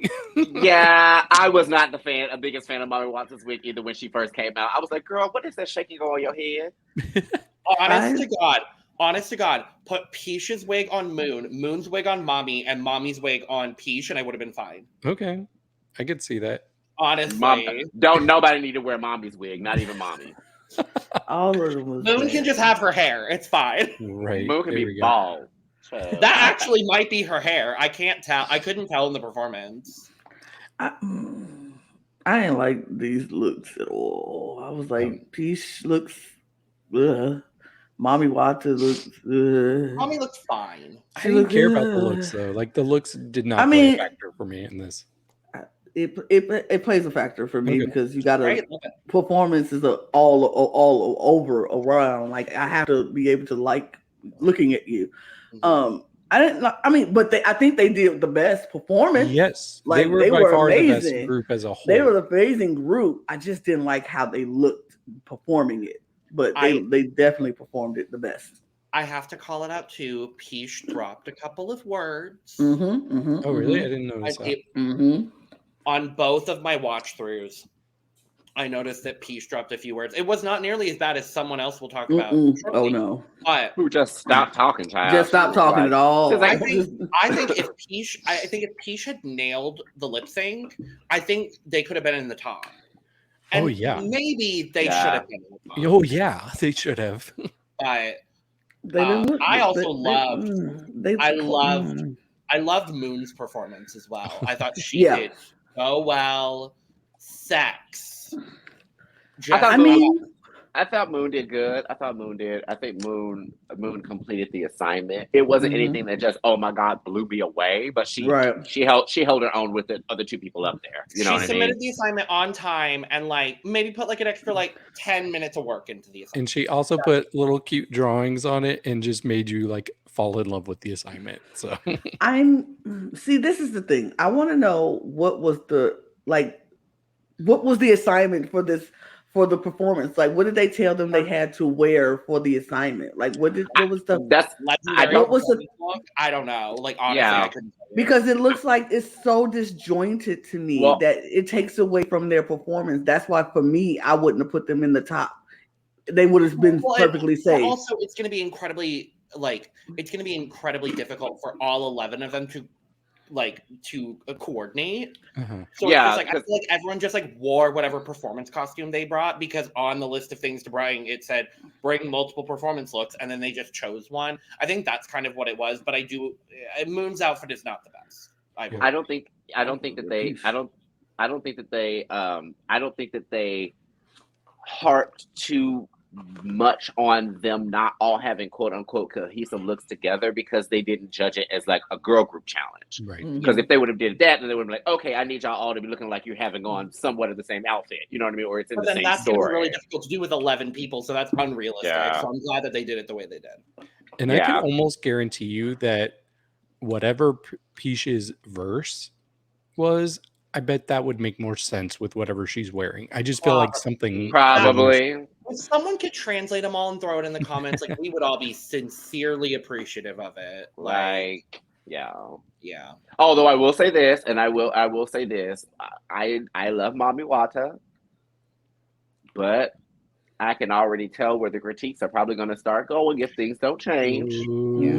Baby, you wearing a lot of two pieces. Yep, and and that's all you're wearing. And I'm like, put on some clothes, baby. Put on some clothes. I love you, but I don't want to see you in a bra and panty every time you walk out on the runway, because then it's gonna get real boring real quick. Yeah. Effect. But let's talk about our last group. I literally had to splice these photos together. The way that I thought Sara Forever was Punani and Punani was Sara Forever. Me too. Oh, really? I did too. Vespi looks so fucking strange. Vespi but she looks so good. Like she came I out agree and I was completely. But I'm like, oh, bitch. She looks so weird. I think it's in this photo, and then on the left is Moon in Moon's most successful look of the episode. I don't know if this is a hot take, but Punani was not in my top half of this 4. Punani was not in my top 3. I can guarantee that. Oh, she wasn't near my top 3. She was near my bottom 3. I want to put her out of these, in the middle. Out of these 4, or out of just the channel? I mean, this 4, I think Sara was the best, and I think Vespi was the second best in the performance. Yeah, I get what you're saying. Yeah, I wouldn't have put out of the entire challenge. I wouldn't have put Punani in the top 3 either. I would have had her safe. I was very surprised when they were calling out the people, and I was like, okay, this sounds like tops and bottoms. And then when they said safe, I was like, me too. I was like, oh, yeah, all right. I was like, Vespi safe. Okay, interesting. I think Vespi definitely could have been in the top, especially with the runway that they gave. I definitely think. Yes. Oh my god. I was about to say we gotta get to that. We gotta get to that because baby. Yeah, we'll talk about it very shortly. But no, Sara is the star. I was thoroughly not surprised, but pleasantly surprised with Sarah's performance ability. I was very happy. It was the most fun performance of the night. Like, it was funny, it was goofy. That's exactly what I expected and hoped from her, and she delivered it even harder than I had ever expected. So yeah, I loved it. Yeah, I will say one thing that I have come to like, speaking on like different fashions throughout the episode and stuff. I do like the fact that every time I've seen Punani in a different look, it's been like completely different. Like this look did not in any way resemble her walk-in look, and then this also didn't resemble her runway look. So I'm like, okay, she really can play like chameleon, kind of with her with what she does with stuff. Don't say chameleon to me. I can't do chameleons. Artemis has ruined chameleons for me. God. And comedians, quite frankly. No, I'm kidding. I see what you're saying, Eve, but I also want to be able to recognize you. And if you're changing so much to the extreme and there's no through line, then you're just any queen. The one thing for me that I have been able to recognize to figure out which one is Punani throughout all those looks is her lips. Okay. That's basically it. The way that she overdraws her lips, she makes them look like one big old circle on her mouth. And she's done that every time she's done a lip. And I was like, that's what I'm going to be paying attention to if I don't remember who this is. I'm going to look at lips and be like, that's her. Yeah. Mm-hmm. Let's move to the runway. Category is super drag. I feel like some of these contestants didn't understand the assignment. It's Didn't even super understand. Keiona. It's super Vespi. It was. Well, no, I get like how some of them were like. Let's talk about it when we get it. We'll 'cause talk about it. baby. We'll talk about it.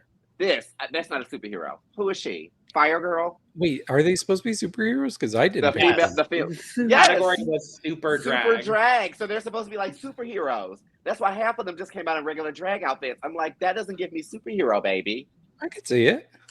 That gives me Lava Girl. I mean, Lava Girl's a superhero. I'm for going to sure. take a very good guess, and I know David and Eve will probably know this reference. I'm going to take a good guess and say that this was made by Bunny B. Fly. Also, because like I said, this is one of those things. Like, and I said that with her walk-in look, where it's like certain outfits and pieces and things like that will get made by designers, and everyone will wear them, and it feels like you've seen them before. And like that was the other thing I felt with this bodysuit. I was like, I feel like I've seen this done, this technique of done with these like little flames and things on them, but it's just like, yeah, it didn't look new to me. It didn't look fresh. It was just kind of. Also, for some reason, she kept giving me LaPhil vibes, but she wasn't like. Yeah. She wasn't like making me feel the feels like LaPhil did. And I was kind of like, I was feeling this. Honestly, like this might be unpopular. This was in my top 3 runway looks of the night. Very Sure. Have I unpopular. seen it before? Yeah, I've seen similar things, but she pulled it off really well. Like I thought the wig, her makeup, the whole body piece, all of it looked really good to me. So I don't really have much to complain about. You are not unpopular for me because I actually like this outfit as well. I thought it was cute. I thought it was good. I could see superhero with it. I was like, she's Fire Girl or whatever. But I liked it. I felt her makeup was good. The wig was good. The outfit was good. I liked it. It was like not bad for me. I was very happy with it. I was shocked she was in the bottom. I wasn't surprised that she was in the bottom given the performance and the runway. I like this runway look. I don't think it's my favorite thing that I've ever seen on anyone, but I think the accessorization of the look elevated it beyond just the fire piece. Do I get super drag from it? Not inherently, but I can see it. something makes me feel like that if she would have been on a US version of Drag Race and wore this, Michelle Visage would have ripped her apart and said she was just wearing a bodysuit and boots. Probably. I feel like that's part of Most it. likely. But scores for Kitty Space. Who's starting? You. Me! Okay. Yes, you. Kitty. I'm kind of more of a dog person.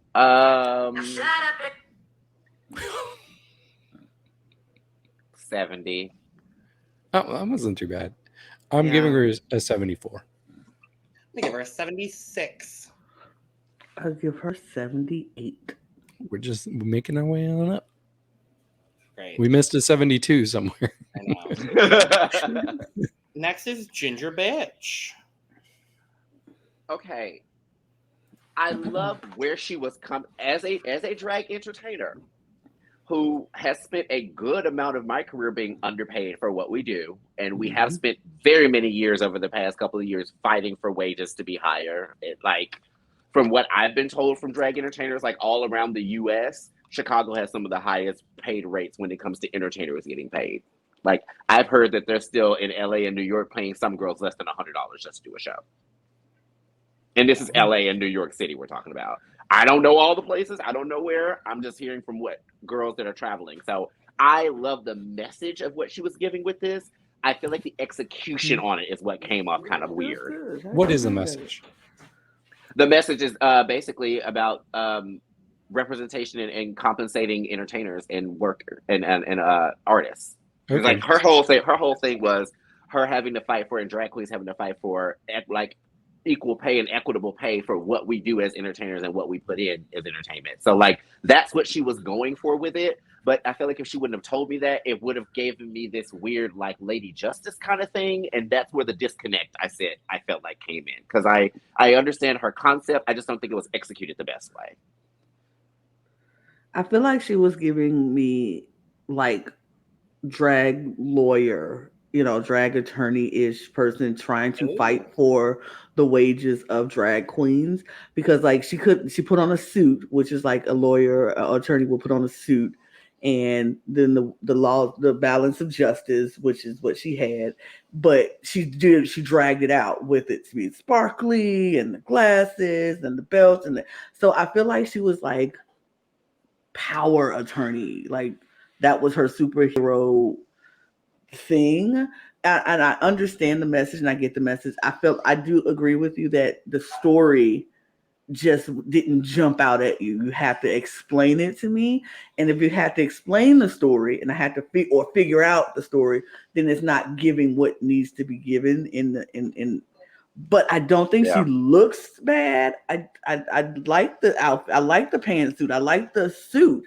I just feel like the story behind it is doesn't not really connect. relate and connect. So it misses out on some things, and you lose out on something. It's not a bad look. It's not a horrible look, but I understand why people are like, eh. One of the judges, I can't remember which one it was, made a reference and said that she was somewhat supposed to be like Robin Hood, like stealing from the rich, giving to the poor. I feel like if she, she said that it was her. I feel like if she would have done that as her look, as opposed to this, then the story would have connected a lot better. Right. I think she should have came out full Robin Hood regalia. Yeah. Like I'm stealing from these rich people and I'm giving it to the drag queens. Like that would have. Right, took the money out and shot it in her gun like she had it. Like it would have made more sense. Yeah, but yeah, it kind of missed. This got really like lawyery. It got a little bit too law lawyery, and you know what I mean. And you kind of lost the hey, I'm doing this for money for drag queens part in it, other than the money gun, right. And I think I was paying attention to the looks and scoring them more than reading the subtitles, so I completely missed that. I do want to kind of disagree with Lana. I always think, and I'm disagreeing with Michelle Visage as well, I always think you can explain what the look is on Drag Race, and it will still be completely validated. But for me, even the explanation, now that I know it, I still don't think it's the best look. Yeah. It's more the look than the story. Right. Scores? Since I am a drag queen that's fighting for higher wages, but I would not fight to wear that outfit. I'll give her a 75 too. Okay. I'm gonna give it a 56. I feel like I am repping her color scheme here, so I can't give this a bad score because I'm literally wearing the same colors. I'm gonna give her a 75. I actually really enjoy this look. I'm gonna give her a 62 because it's not a bad look. It's just not a great look. Right, but she's great. She's great. She's lovely. Lovely gal. Lovely gal. Punani. This is lovely gal. I'm gonna be real controversial. Ooh. Oh, you don't? I hated the crap out of this. Okay. Me too. Didn't like it. Everything about it. Didn't like it. Oh my didn't God. like it. Ooh, I'm glad I'm not alone. It was like there was so much going on. There was nothing I could pay attention to. And it was one of those things where it was every color and texture known to man all thrown together on one outfit. And I was just like, this does not automatically make the outfit look good. It makes it look more junky. It's like, it was hard to look at from me. When she came around, I was like, I feel like I see what you're trying to do, but it looks like you just got a whole bunch of clothes, like a whole pile, like it looks like you're in a pile of clothes. It was just I was like, I'm going to be alone on this. Everybody's gonna like this, and I'm going to hate it. And I was like, watch what happens. But I am so glad I am not alone because this outfit to me was like, what is this? Like I had no idea what was happening with this look. I was like, what is going on? And then they started talking about recycling. I was like, what does that have to do with recycling? You just got a bunch of clothes on top of clothes. Has nothing to do with recycling. It looked like it was laundry day. Like that's what it looked like. And you just didn't have a basket to put all your dirty clothes in. You just put them on yourself. Not to mention, what superhero is this? What superhero is laundry day and recycle girl? Like this is so. It was just, and it just didn't make sense to me. It was just too much. And then I was like listening to the judges, and they were like, "Oh, I love this," and I'm like, "What? They living for this?" And I was like, "What?" She put clothes on her hip and put on some tie-dye panties. Like I don't get it. I did not get this look. I don't like this look. Absolutely not. Chopiana, chop. No, I don't even have a chop. We need this side to talk. It's left versus right. Apparently, we'll take it. Y'all can have it because this is garbage. But this time, the right side is the wrong side because this is actually really good, especially with the explanation. But I'm telling you, she better put her money where her mouth is with her explanation because she said she's taking a little bit from all of her looks throughout the season and she built this. So if we do not see some of this stuff in other looks throughout the season, I want this orange fabric. Whatever look is in this orange fabric, I want it now. This could be on a super high fashion runway and it would not be out of place at all. I agree with No, you're right. It would look like something on a high fashion. That junk that I'd be like, what the heck is this coming down now? We'll put a top on their head and make it fashion. Speaking of high fashion, make sure to check out our reviews of Project Runway Season 1. Available on Here's my high fashion. I'm walking down the runway like that. That's what that looks like. Just put trash on the runway and walk down. Ugh. I'm one of the first people to criticize something if something's too busy and there's too much going on.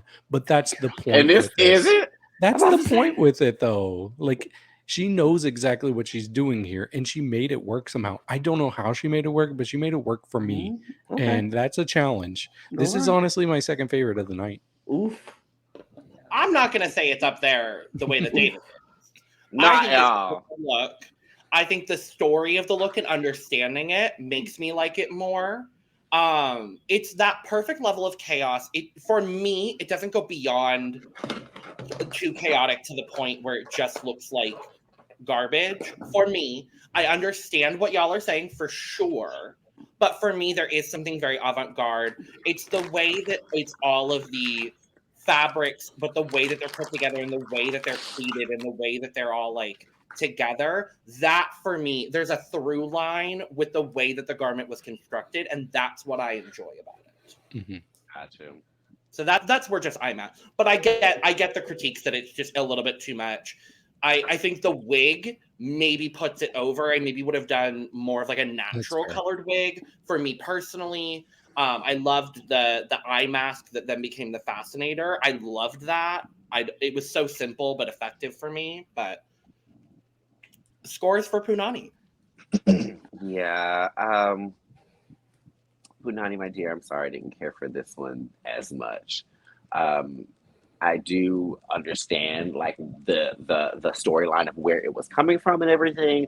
It's just a lot of the different a lot of the pieces just for me didn't gel. Like there's a long sleeve and a short sleeve and a pant leg and a thigh panty thing, and then there's a little mesh over one leg, and then there's it's just, yeah, it was for me personally, it was just a little bit too busy. I'm giving this one like a 30. Short and sweet, I'm giving this a 76. I'm gonna give Punani a 70. Now I got chopsticks out, baby. She said chopiana. Gross chop. 0, nothing. I can feel nothing for this dress. Like, ugh. She said chop suey. Cup broken by can't. Don't. Sorry, you're lovely. Let's just talk about Mami Watta instead. Mami Watta. Mami Watta. If she don't put on You some said clothes Mami Sunday, Watta. I mean, this is beautiful, but she better put on some clothes in the next couple of I outfits. I'm don't just mind saying. the nudity. I don't mind it either. She looks amazing, but I'm just saying I don't want it to get old. I don't want it to get stale. I'm rooting for you. I'm rooting for you. It's one where it's like, Mami Watta, we love you and we're rooting for you, baby, but we do not want to know or find out that your entire Drag Race package was brought over in a Walmart sack. Right. Like you better have some actual damn clothes, girl. Have You a were gown in allowed there to or have, something. what, probably 4 suitcases? I hope She's like, you I'm have good all with 4 one. suitcases She filled. got one suitcase. It's like, I'm good. She used one fanny pack. A duffel bag, baby. And like, she used 3 for the wigs. Right. 3 suitcases are nothing but wigs, and then 1 is just the outfit. One's just clothes. Her carry-on case was the clothes, and then the rest was for her wigs and shoes. The fourth one was her makeup. Yeah. I don't give a fuck, though. I live. This is so good. I mean, this is good. This is good. It's only This episode is 1. good. I'm not going to complain about the bra and panty of it all yet. I We get had it. 3 bra and panty. We had 3 bra and panty in one outfit, in one shot. I would give her benefit of the doubt, though. I do like the little cone part of with this It's- bra. So Yes. that it wasn't like you just had a bra on, like just a plain ass bra. It gave it a little bit more drag, so I appreciate that. But And for the look and for the reference to Mami Watta specifically, I get it, and it makes yeah, Yes. yeah. So. Yeah. I love this look, though. I do love this look. She looks amazing, and the hair is everything. If I can have my fro grow out like that, I would love. One thing I will say, and it's because of the fact that this has happened to me, and it's something that I want to pass on to Mami Watta. Once it happened, and she was on stage, she couldn't do nothing about it. But her little staff that she has, I'm guessing 9 times out of 10 is probably made out of plastic or something. But she did this thing where she kind of was like tapping it down on the ground, like she was like, like stepping on a staff or whatever, and it like slid. Yeah, Like, no, girl, this is plastic. This is like heavy wooden or anything. I'm like, girl, don't do that. Know your prop. That took me out of the fantasy, if I'm being honest. Put a cap on it. Put a cap on the bottom of it. Yeah. A no grip thing, a grip thing. Even if it's a clear cap, so that way it's not noticeable. Like exactly. You got to put something on there so that way it actually stumps down and hits the ground like a staff. Right. Because when you did it, it went like that, and I was like, "Oh, girl, that's plastic." Yeah. I think my thing with this is that, like, I do really like this look, but we have seen it better with Simone in season 13. With the beads look. I have that on a shirt. I should have worn that shirt tonight. You should have. I should have. But I still, like, for me, she can do no wrong at this point. I've said it about Moon, Mami Watta. They are my heart picks right now. Those are the top 2 in my heart. Even if they're not doing the best in this competition, I love both of them. Thank you. Yes. That's a fierce top 3. I support that. Yeah, fierce top 3. Scores. Alrighty then. Mami Watta, my dear. I'm giving you a good 90 because I live for you. I live for what you are serving because you are unapologetically Black AF, and I live for that. But baby, next episode, put on the t-shirt, something, shin guards, socks, something, cummerbund, something. Hello, something, baby, something. But yeah, you'll get a necktie or cravat, as y'all call it over in France. Right. Yeah, but I'll give her a 90. Okay, I'm gonna give this. This is a good score. I have to remind people it's a 72. Okay. Mami Watta, for the fact that the staff slid, it's gonna be a 96 for me. I hate it when that happened. Yeah, it's a 93. It's a 93. That staff snitched on her. I was like, dang, girl. You're like, speaking of Moon. I'm about to be real unpopular with David. Oh no. Oh no. I'm gonna be real unpopular with David. Oh no. Why don't you like it? Because she is not a superhero. She's a super villain. So she may be an anti-hero. Did not say superhero. Nothing in there ever said superhero. It said super trash. Clock that T. but she said herself that she was a hero. And she said that her, and she said, and she was like, "Oh, my superpower is I can make money appear out of nowhere." And I'm like, "You look like a cat burglar." They were even making jokes But, like, on the runway because about you she's- looking like a cat burglar. Because she's Swiss and it's like the Swiss bank thing. I'm not mad at it. And I love I'm that not she made, mad. I think she did the flag of Switzerland with the Just cross. a tiny cross. I live. It's like I I live for love the it. look, I live for the outfit, I live for the concept. I just wish she was more of a superhero than a supervillain, and that was just the only thing that threw me Honestly, off. take Was the that mask thing disconnect? off, and that's kind of all I need. True. This is That's Eartha really a Kitt. lot of what it was. This is It was- Eartha Kitt. This is what's her face from Catwoman. It's Catwoman. Julie Newmar. Yes, Catwoman. Julie Newmar and Eartha Kitt, and now we got our third Catwoman, but she's red. Yeah, that's very much what this gave when she came out. I was like, "Oh, you're Catwoman," and I was like, "But wait, Mhm. Catwoman isn't a superhero." And it's just like, "I'm a hero, and my superpower is making money fall out of my sleeves." And I was like, "You stole that? No, you're a cat burglar. What are you doing?" Don't tell anybody. I don't she's care. I don't care. I She's live. cute. She's cute. Yeah, I don't have any other thoughts. I think it's cute. She can do no wrong for me. Lana. I love the hair. I'm a fan of her hair. The outfit is cute. It's cute. It's not horrible. Was it my favorite look of the night? No, but it was cute, and she looks cute. I guess she did what needed to be done a little bit, but she could have did a little bit more. But it was cute. Wait, you said she did what needed to be done? A little bit. A little bit. I'm about to say, don't forget the Yeah. little bit. I'm flashing. She did what needed Right. to be A- done. It's A a little flash, bit. and we're not A little leaving bit. it on screen for very long. It's Right, a 'cause flash. a little bit. A little bit. A But little she bit. needed to do more. She needed to do more. She didn't even do a little bit. A little bit. Don't forget the little bit.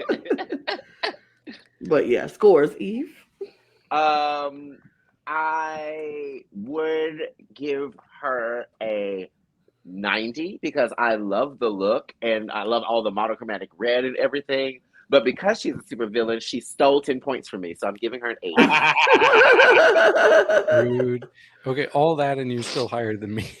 I gave her a 69. Well, we know how you judge, David. Yes. Yep. I gave her a 69. Nice. Nice. Thank you. She's also gonna get a 90 from me. I live. She gets an 80 for me. Work. She did what had to be done a little bit. Work. You did what had to be done, not what needed to be done. Yeah, Yeah, she did what had had to be done a little bit. Yeah. Mm-hmm. Very that. Cookie, cunty, bitch. This is cunty. Period. Yes. Yes. Now, when It's I the saw the opposite of back of the Eve's- bodysuit, now when I said the back of the bodysuit, at first I was like, okay, wait a minute, girl, you just gave me a bodysuit. And then when I saw the blow dryer, I said, there we go. There we go. It's the opposite of Eve's no. It's a yes. Yes. Yes. I live. Yes. Yes. It's I love the something about that hair. purple hair that's giving That you all the hair life. is so sickening. It's oh my something about God. that hair. Like, I feel like I get what she's trying to do. Superhero, I don't know if it's a really superhero-ish. I'm gonna give her the same critique I gave Moon. Like, is it a superhero or It's a villain. what? It's a super villain. It's a, It's a super. No, villain, it's yeah. not. She's I a mean- hero with like Wigatrix or something, and so like the power is like the power of hair. I mean, That's sure, why I okay. was giving. It was giving me almost that she was like an 80s superhero. Like Yeah, that's what the hair absolutely. gave me. It gave I me mean, 80s. Sure, and it's cute. I feel like the bodysuit is good. It's a good bodysuit with the Yeah. hair coming out the sides. But am I excited by it? Not really. I'm not like blown away. Yeah.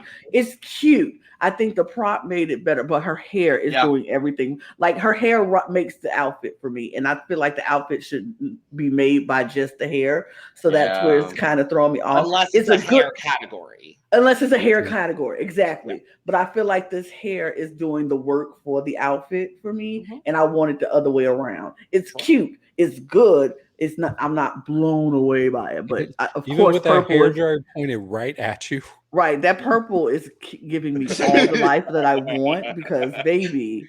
I mean, It's blow dry weirdly my gi- hair, baby. Do it.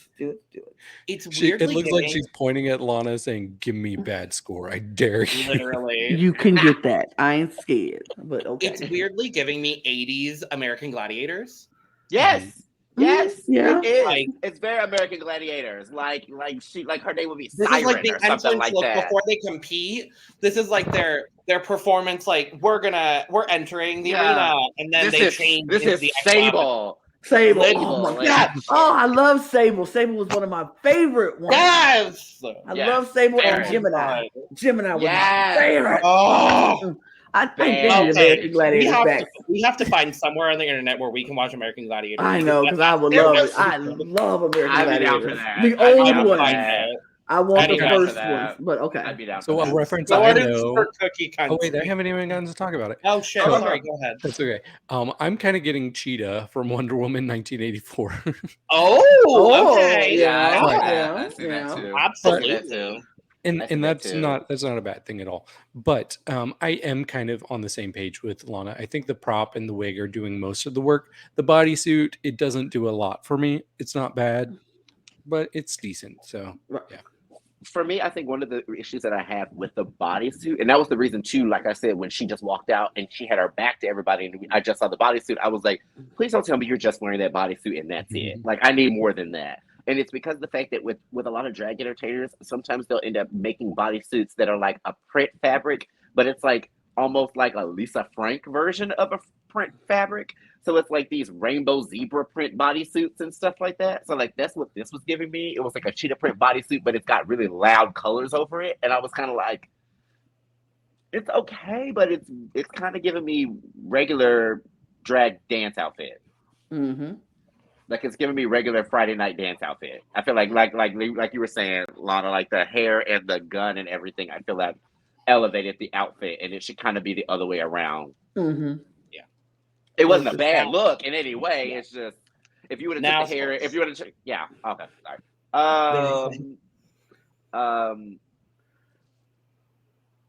Since she looks like Cheetah from Wonder Woman 1984, I'll give her 84. Yeah. I'm gonna give her a 65. I'm actually gonna match your 84. I like that. I'm gonna give her a 74. Okay. Speaking of bad though.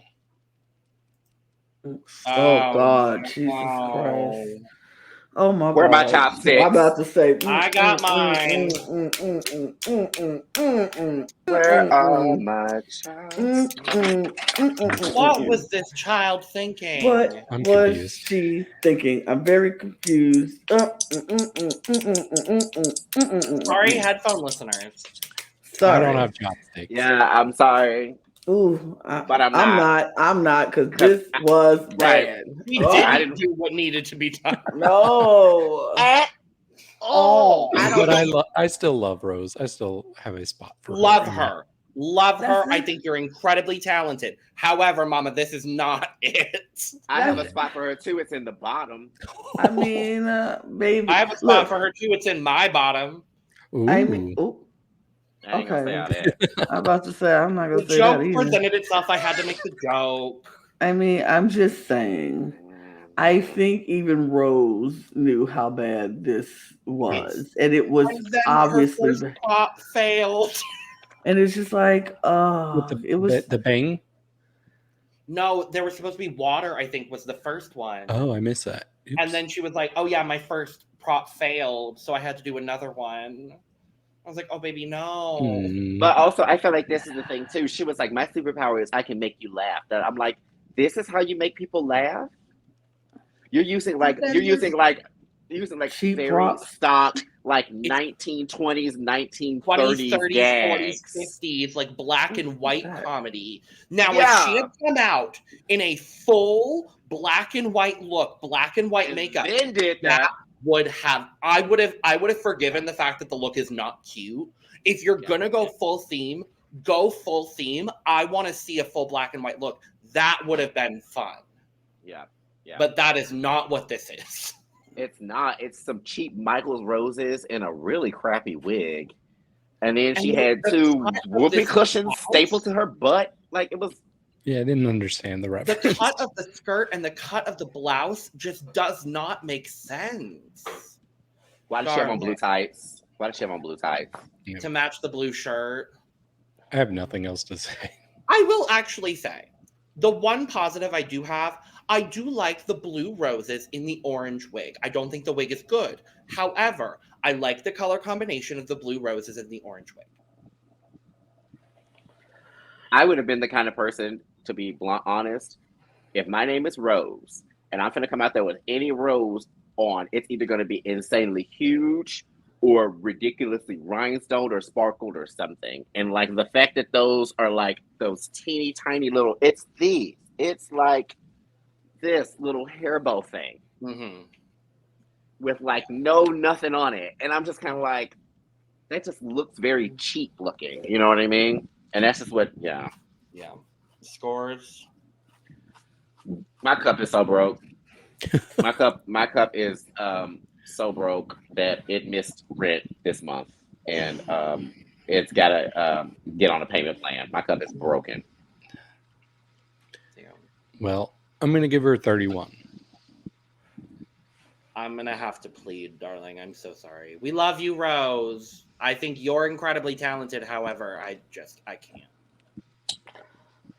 My cup cut me because it was so broken in many pieces. It cut my skin. I had to go to the doctor and get stitches because it was in so many pieces. It was so broken. I can't. Almost.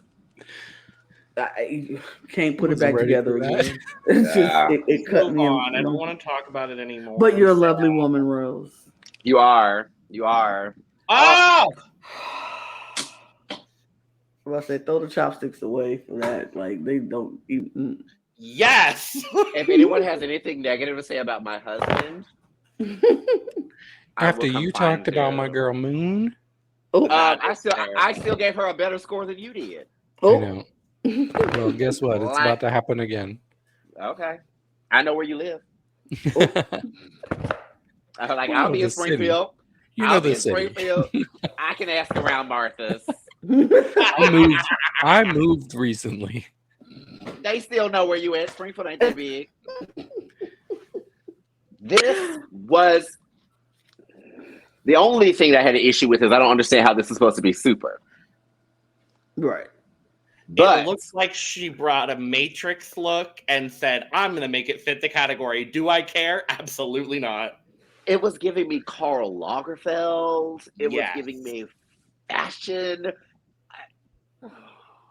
It was something about them. I was like, this really don't even fit the category. But you know what? I can't even be mad at you. I have one qualm.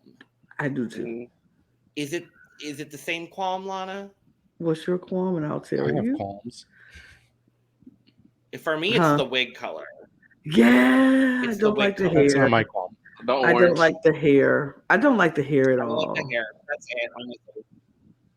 I mean, there's other things I don't like, but just the hair is definitely something I don't like. I want to just kind of get my negativity out of the way because I do like it. Like, it's not bad. My only issue is that I've been wanting for so long to have a drag king on Drag Race, and we're not getting that, but we're getting people who are doing male presenting looks, which is amazing. I love that.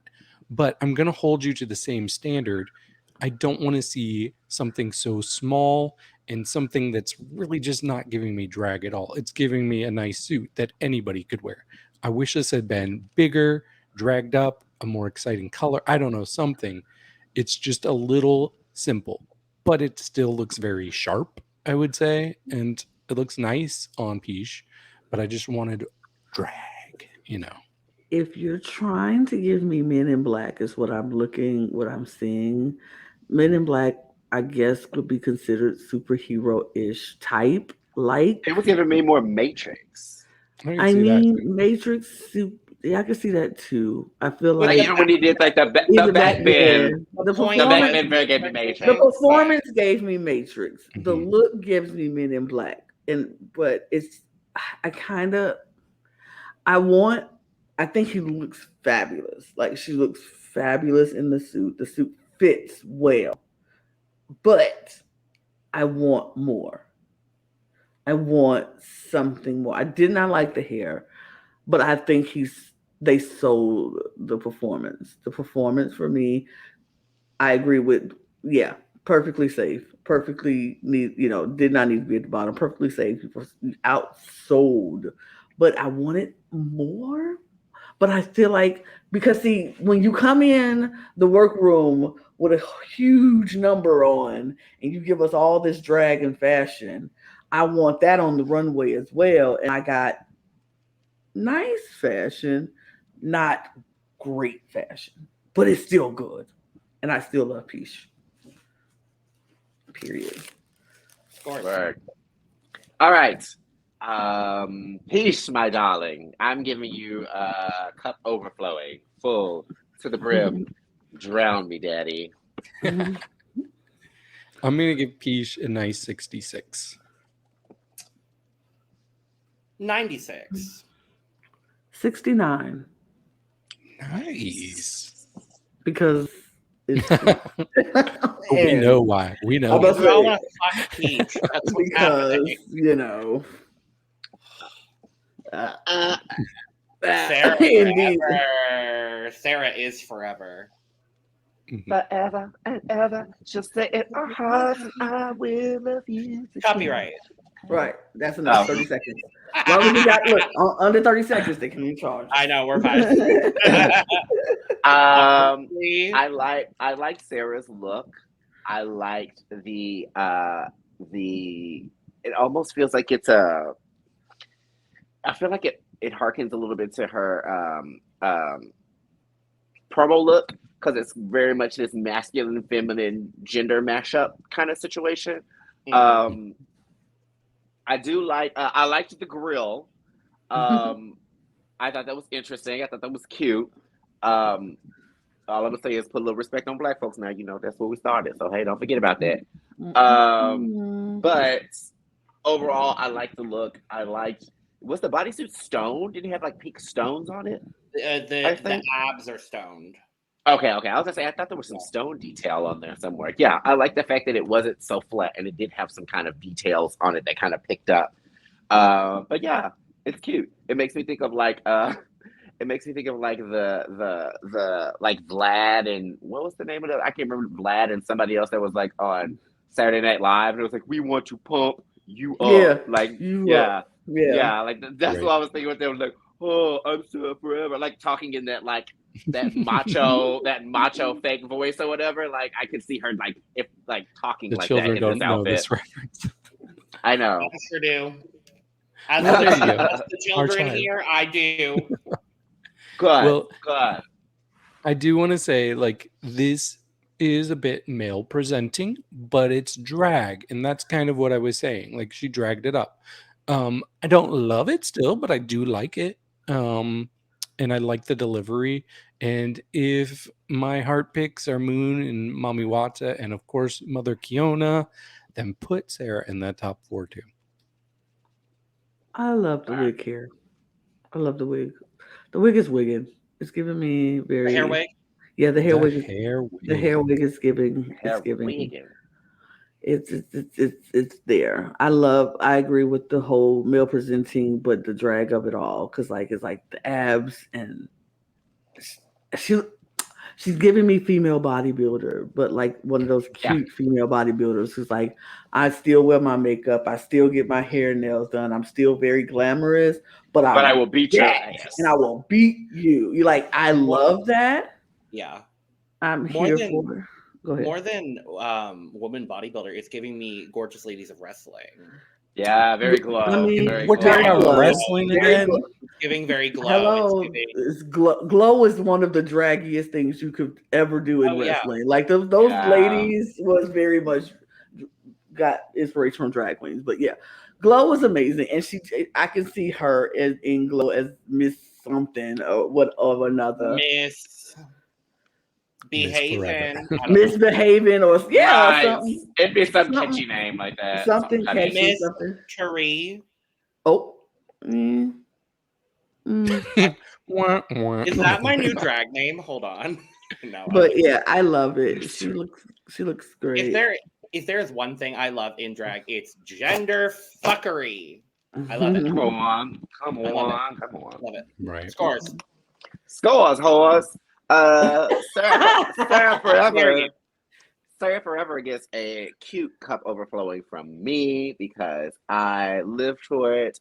I love the aesthetic and the whole like presentation. I'm loving this like female Fabio kind of thing. Mm. Yeah, I liked it. Yeah, I like this too. I gave it a 73. She did what needed to be done. That part. Overflowing. Work, bitch.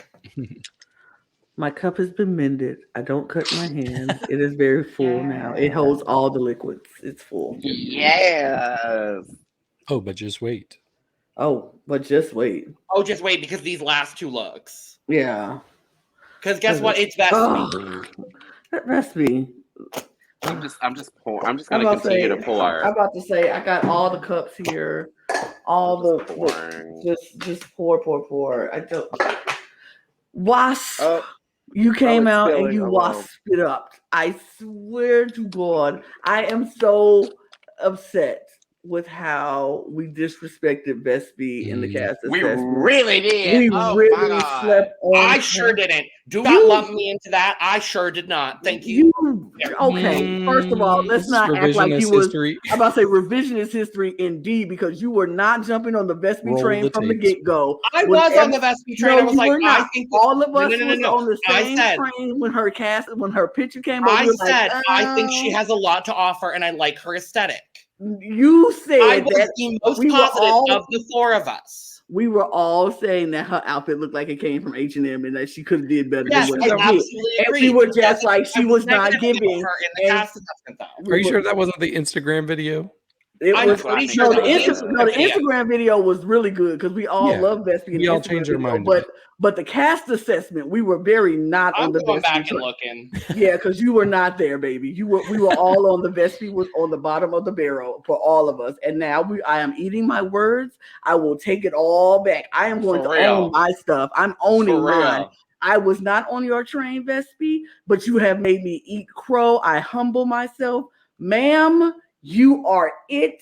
You have thrived in this episode. You have changed my mind. I changed my mind in the Instagram video that we did, first of all, but by this episode here, I'm jumping on the Vespi train. I'm jumping on. I'm holding on to the back as tight as I can because, ma'am, you ate. This wasp, this bee is giving me everything that.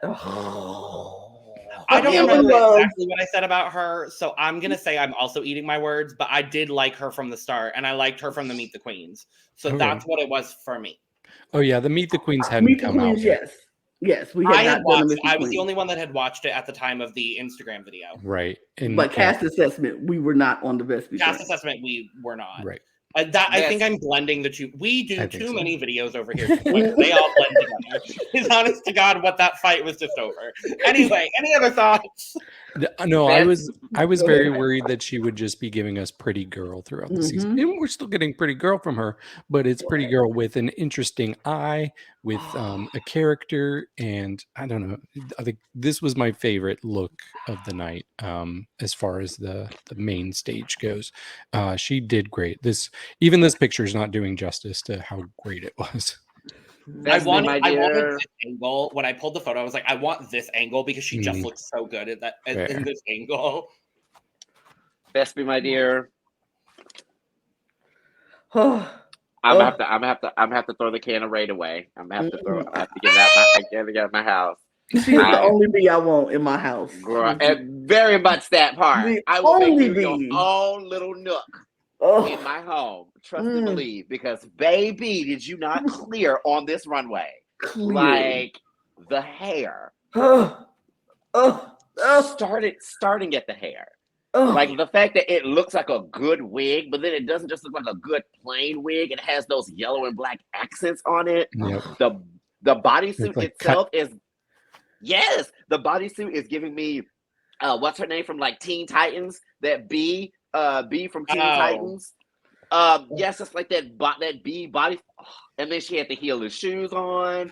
I was like, God bless her, because I've worn some of those before, and they are not easy to wear. They are not comfortable, and they are not easy to wear. And you will fall on your butt a lot on them if you don't balance yourself right. And the fact that she didn't stumble or waver at all. She held all that poise all the way through the whole runway walk. I was like, yeah, y'all better not do her dirty though, because that's now how I'm feeling. I'm feeling like y'all are gonna start sleeping on her. And if y'all do, and y'all randomly send her away, like she slips up once and she falls in the bottom, and y'all send her ass away in the middle of the season, I will be pissed. Because Drag Race likes to do that, and I'm like, y'all better put some respect on this girl, because she's doing way better than some of the other ones that have way more experience than her.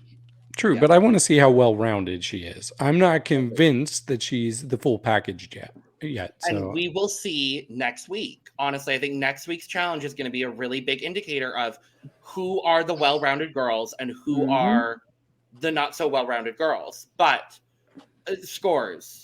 Please, you don't even have to ask. Overflow. I'm jumping in on it's maybe my turn. I'm mostly asking for David because he's not. Yeah, no, I'm not overflowing. I give her an 81. She's 81. She did what needed to be done. And the banner, guess what, is going to stay up, because guess what? Last up, Keiona Revlon. Mom! Sorry for everybody with headphones on, but that's my mother. That's my mother.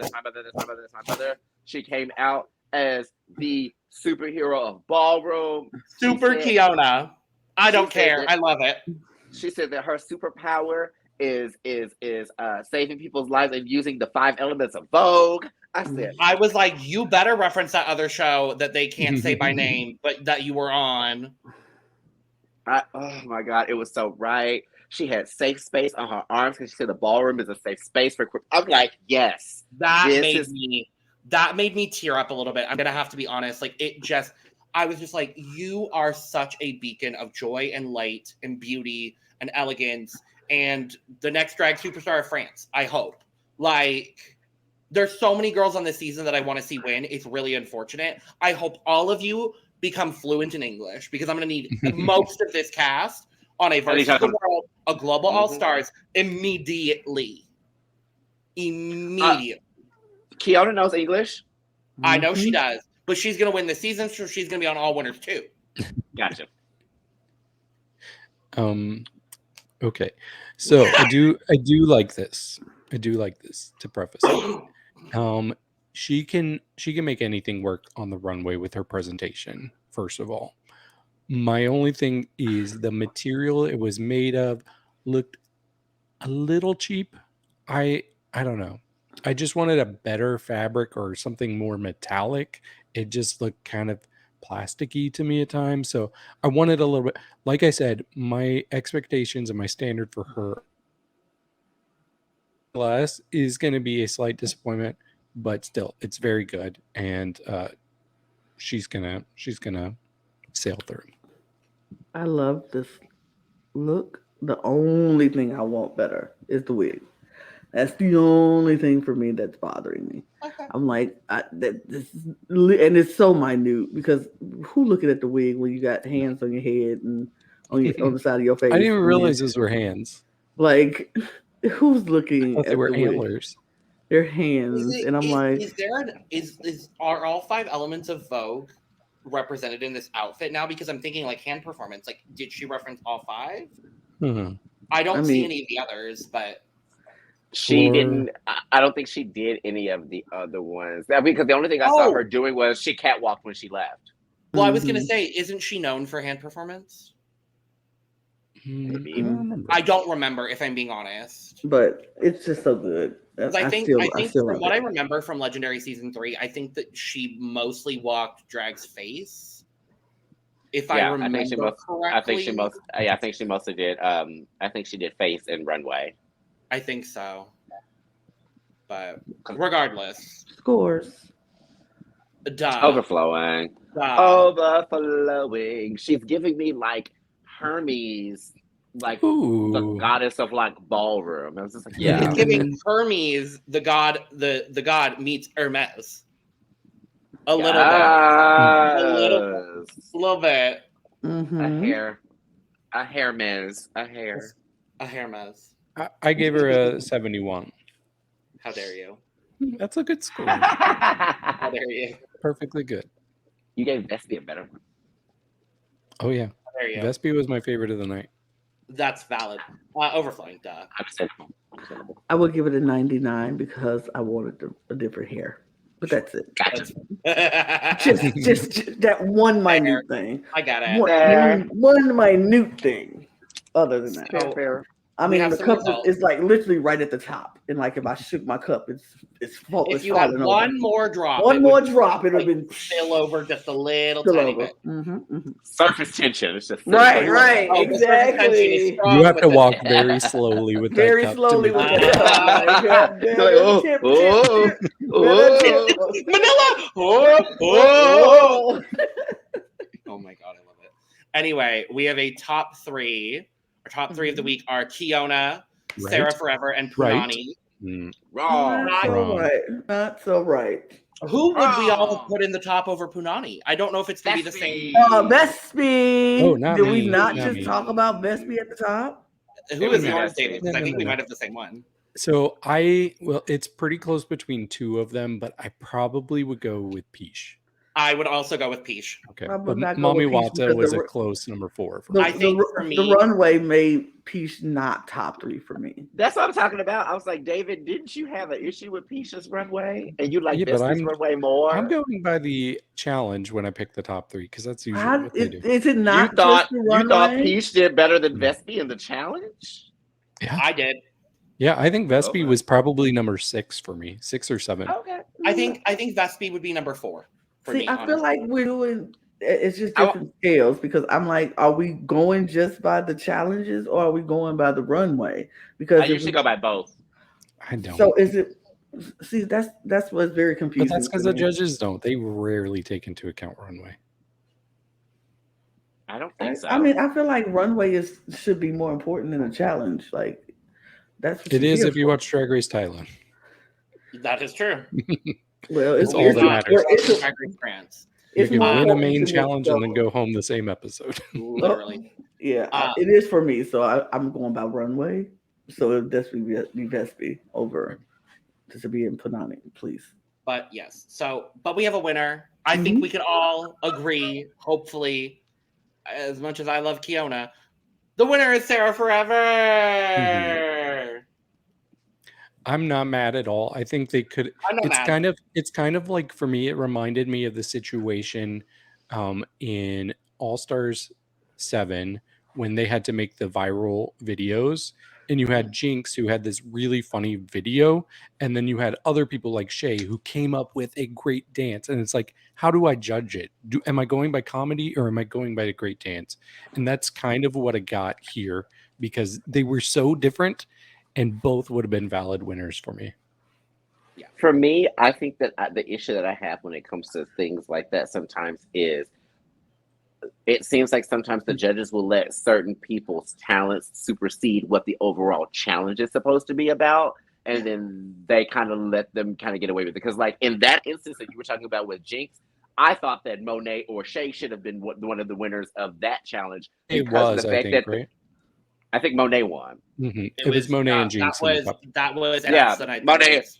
Yeah, it was Monet and Jinx were top 2, but I think that it should have been Monet and Shay because of the fact that the challenge in itself was to make a viral video. And like from what everyone put out video wise, Shay and Monet had the 2 videos that would have been viral videos. Jinx had a video that would have possibly been like a real funny TikTok we would have watched a couple of times and stuff, but I don't think that would have went viral. And so like I feel like that's the issue that I have sometimes when it comes to some of the challenges, is sometimes they'll supersede what the challenge is about to be like, well, you were just this, or you just made me feel this, so I'm just going to give it to you anyway. And I'm just kind of like, but I don't feel like that's fair to everybody else. You know what I mean? Mm-hmm. So like for me with the challenge and like Sara, I loved it. I think she did great in the challenge, and I think she did great in the runway. I thought that Keiona did really great in the runway, but I thought Keiona's challenge performance was better for me than Sarah's challenge performance. So I would have had Keiona as the winner instead.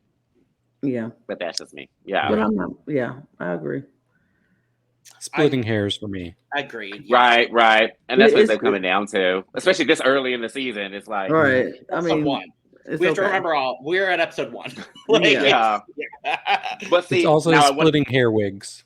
Now, Splitting hair wigs, now, yes. now, one thing I will not be happy for is they better not start to do Miss Keiona like they tried to do Clover all on España and be all like, Mhm. oh, we expect you to do all More. of this, or Mhm. or Or you're somebody doing too from much, or you're Mexico. not doing enough, or this, that, and the other, and being like, Mhm. Oh, we'll she's talk doing a about that great job, too. period. Stop judging her comparatively and judge her off what she's doing. Mhm. I don't see that happening. Personally and honestly, I don't see that happening. I'm not worried. I It think better not. especially because Kitty Smile is on the judging panel, I think Keiona will get the wins that she is entitled to. Okay. And it seems like Nikki also has such a reverence for Keiona beyond like the host contestant dynamic. It Right. feels that way. So I don't see there being an issue with that. I hope I'm correct. We'll But see. Yeah. We'll see. we have a bottom three, unfortunately, of Kitty Space, Rose, and Ginger Bitch. I would have to agree. I do too. I would agree. I mean, Baby, when they said yeah. tops and bottoms were the six that were left up there, I said Punani and Rose are either in the top or the bottom. I Yep. said they're not both in the top. I was like, No. so this is gonna get real interesting real quick. And it did. Mhm. Oh, It sure did. And our bottom two end up being Rose and Kitty Space. Unfortunately, I also agree. baby, they should have got Punani a air sickness bag or something, because the way she was back there, He even she was like hyperventilating and freaking out. She was like, I don't know what to do if she goes home. I was like, baby, she probably finna go home. So you need to figure it out. Figure it out. Okay, What you gonna if do? it was your friend of 15, 20 years, you know, Maybe- I think I would be in the same scenario. I mean, I honestly. would be. This is the thing. I wouldn't be like that because number one, we didn't come on this show as a duo. We came on this show single. So True. yeah, friend. Yes, I'm sad to see my friend go, but I'm not gonna act like I don't know how I'm going to survive without you being here. Right. Because guess what? We did not come on here to work together to get this done. I came on here by myself. You Rose, I'm Punani, and I'm gonna sit here and I'm gonna be like, as a competitor, I'm glad to see you go because that's one less person I got to deal with. But as my friend, I'll call you afterwards and say, "Girl, you all right? You good?" But I'm not gonna be on this stage in front on camera like, how do I manage? You got to manage. Yeah. Right. You save them tears for after the cameras go off. Or I they wouldn't go that tucked or far. something. I wouldn't go that far. I thought like it's valid for her to be upset and have an emotional reaction. The only thing that I felt like kind of crossed the line is when she's trying to coach her Yes. during a lip Yeah, sync. that it wasn't felt very necessary. sugar and spice to me in a Yes. similar but different And I didn't way. like that. And I did not like that. I did not like that at all. I was Because like, y'all everybody else are got a competing as duo. a team. Right. Everybody else got a don't partner. have a duo, so you can't True. be that partner for that person because that's a disadvantage to everybody else. That person here shoot right now, do this, turn. You know, you can't coach. I know Cookie and Keiona are very, very close and good friends. But I don't think if either one of them lands in the bottom, the other one's gonna be like, oh my God, I'm just like they're gonna be emotional, but they're not gonna coach them through a lip sync. Like, Punani, do you not have enough confidence in Rose's performance abilities? Apparently not. And Obviously not. Shoot her. Shoot now. Anyway. It was just very much one of those where it's kind of like making me feel like that they're a duo and one's the brains of the operation kind of a thing, and maybe Punani's the brains. You know what I mean? And I even said during the casting segment, I said, okay, we're getting two people showing up in this competition once again, claiming that they're a duo or a pair or this, that, and the other. That does not work well in the Drag Race universe because they will split y'all up as soon as possible. So I already knew this was going to happen. I was like, one of them is going to fall off. I just wonder which one it is.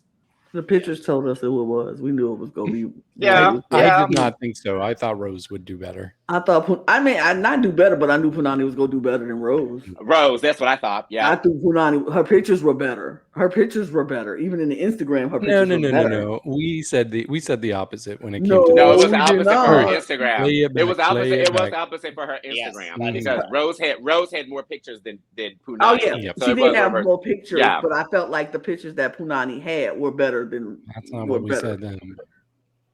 Yeah. Anyway, We will get a have a lip discussion sync. after. I gave Rose a little bit more benefit of the doubt when I saw her Instagram Mhm. pictures, but then at the same Mm. time, she didn't bring any of that here, so that's why I'm Yeah. kind of like, Did all of that happen after she went home first on season 2 of Drag Race France? Did Punani pick out her looks Yeah. for those Instagram pictures? So we get a lip sync. Kitty Space and Rose are lip syncing to Trois Sex, I think is the name of the song. The name is not mentioned at all, but I'm going to It's from assume it is Chris.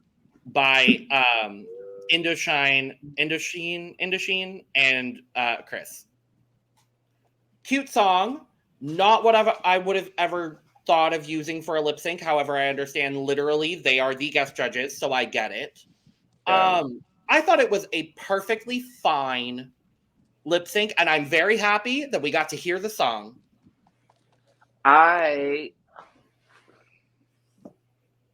honestly, I could have deal without the lip sync. I It thought they was- were both decent though. Mm-hmm. It was weird the routes I felt like they were taking. Mhm. I feel like that's kind of what threw me off. I feel like they tried to start off sincere and they tried to go into comedy and they kind of went kind of back and forth with it. And then it just became this thing where it just seemed like that Kitty was just mimicking everything Rose was doing. And I was kind of like, what's happening? What's going on? I thought it was decent. Well, it wasn't spectacular. It didn't blow me away. I'm like, sure, lip sync. Nah. At least they knew the Kitty words. definitely did At least better. they knew the. Yeah, Kitty definitely did better for me. At least they knew the words. So, Yeah. I'm just happy we had the copyright for the damn songs this time. Mhm. Like, Oh, so that's what you meant. I forgot that's about what that. I meant, and neither of y'all got the joke. It's Does fine. Lana definitely wouldn't get that? No. So I think it was 2 or 3 of the lip syncs on season 1 of Drag Race France. They didn't get the international copyright for the song. So there's like 2 or 3 lip syncs where there is no audio and you're just watching them perform to a song. That's ridiculous. Why would Yeah. you even do it? Dumb. I was so Anyway. confused when the first one came up. I'm like, Yeah, it was confusing. We do lose Rose. Unfortunately, Feels great. I think the Bye, decision Rose. was made. The flower had wilted. So Yeah. Yeah. yeah, that's it. We're That's done. that. I mean, next episode, episode 2 is the talent show. Mhm. I'm very excited for a talent show. Me I think it's too. gonna Love be very it. fun and cute and different. And probably Come a on, whole talent lot of the show. same that we're used to. So, Come on, talent show. Mhm. do we want to? Before we go, Oh yes. I have to pull it up. I forgot to pull it up. But I do have a draft. oh update. no, we don't have to Draft talk update. about We this. Let's do talk about the know. Yeah. If we have to talk about the Mexico draft results, David, we're talking about the France draft results. So, as a reminder for the audience that may not have watched our cast assessment, but go do it. We have Team Lana, which is Keiona, Ginger Bitch, and Sara Forever. Ooh, good week. team. A good week. Team David is Moon, Kitty Space, and Rose. Oh, It is what it is. Team Eve is Keiona, Piche, and Cookie Kunty. And Team Logan is Punani, Mami Watta, and Vespi. After one episode, in last place with -2 points is David. In third with 5 points is Eve. In second place currently with 6 points is me. Look And at Lana is currently leading the draft with 8. So it is very close. I It's mean, very I close. love leading drafts in 2 drafts, so that's great. That is true. You Must are be literally nice. leading 2 drafts right now. But with that, thank you so much for joining us for the premiere episode of Drag Race France. We will be back next. I think we're uploading these on Sundays. So next Sunday, we will be back, or whatever day we upload it. I think it is Sunday. It's Sunday. It's Sunday. It'll be Sunday. We'll be back next Sunday to talk about Drag Race France Season 2, Episode 2. Make sure to follow us on Twitter, Instagram, and TikTok at The Cup Pod for all the funny moments, all the up-to-date Cup news. Follow all 4 of us on Twitter and other social media sites because we're cool. If you're in Chicago, go see Eve. It's something she's doing. Get your merch. Link below. And cheers. Cheers. Cheers. Au revoir. Cheers. Au revoir. Bye bye. Bye. We Goodbye, gotta so learn long, more French farewell. It's time to go. Bye. Cravat. Au revoir.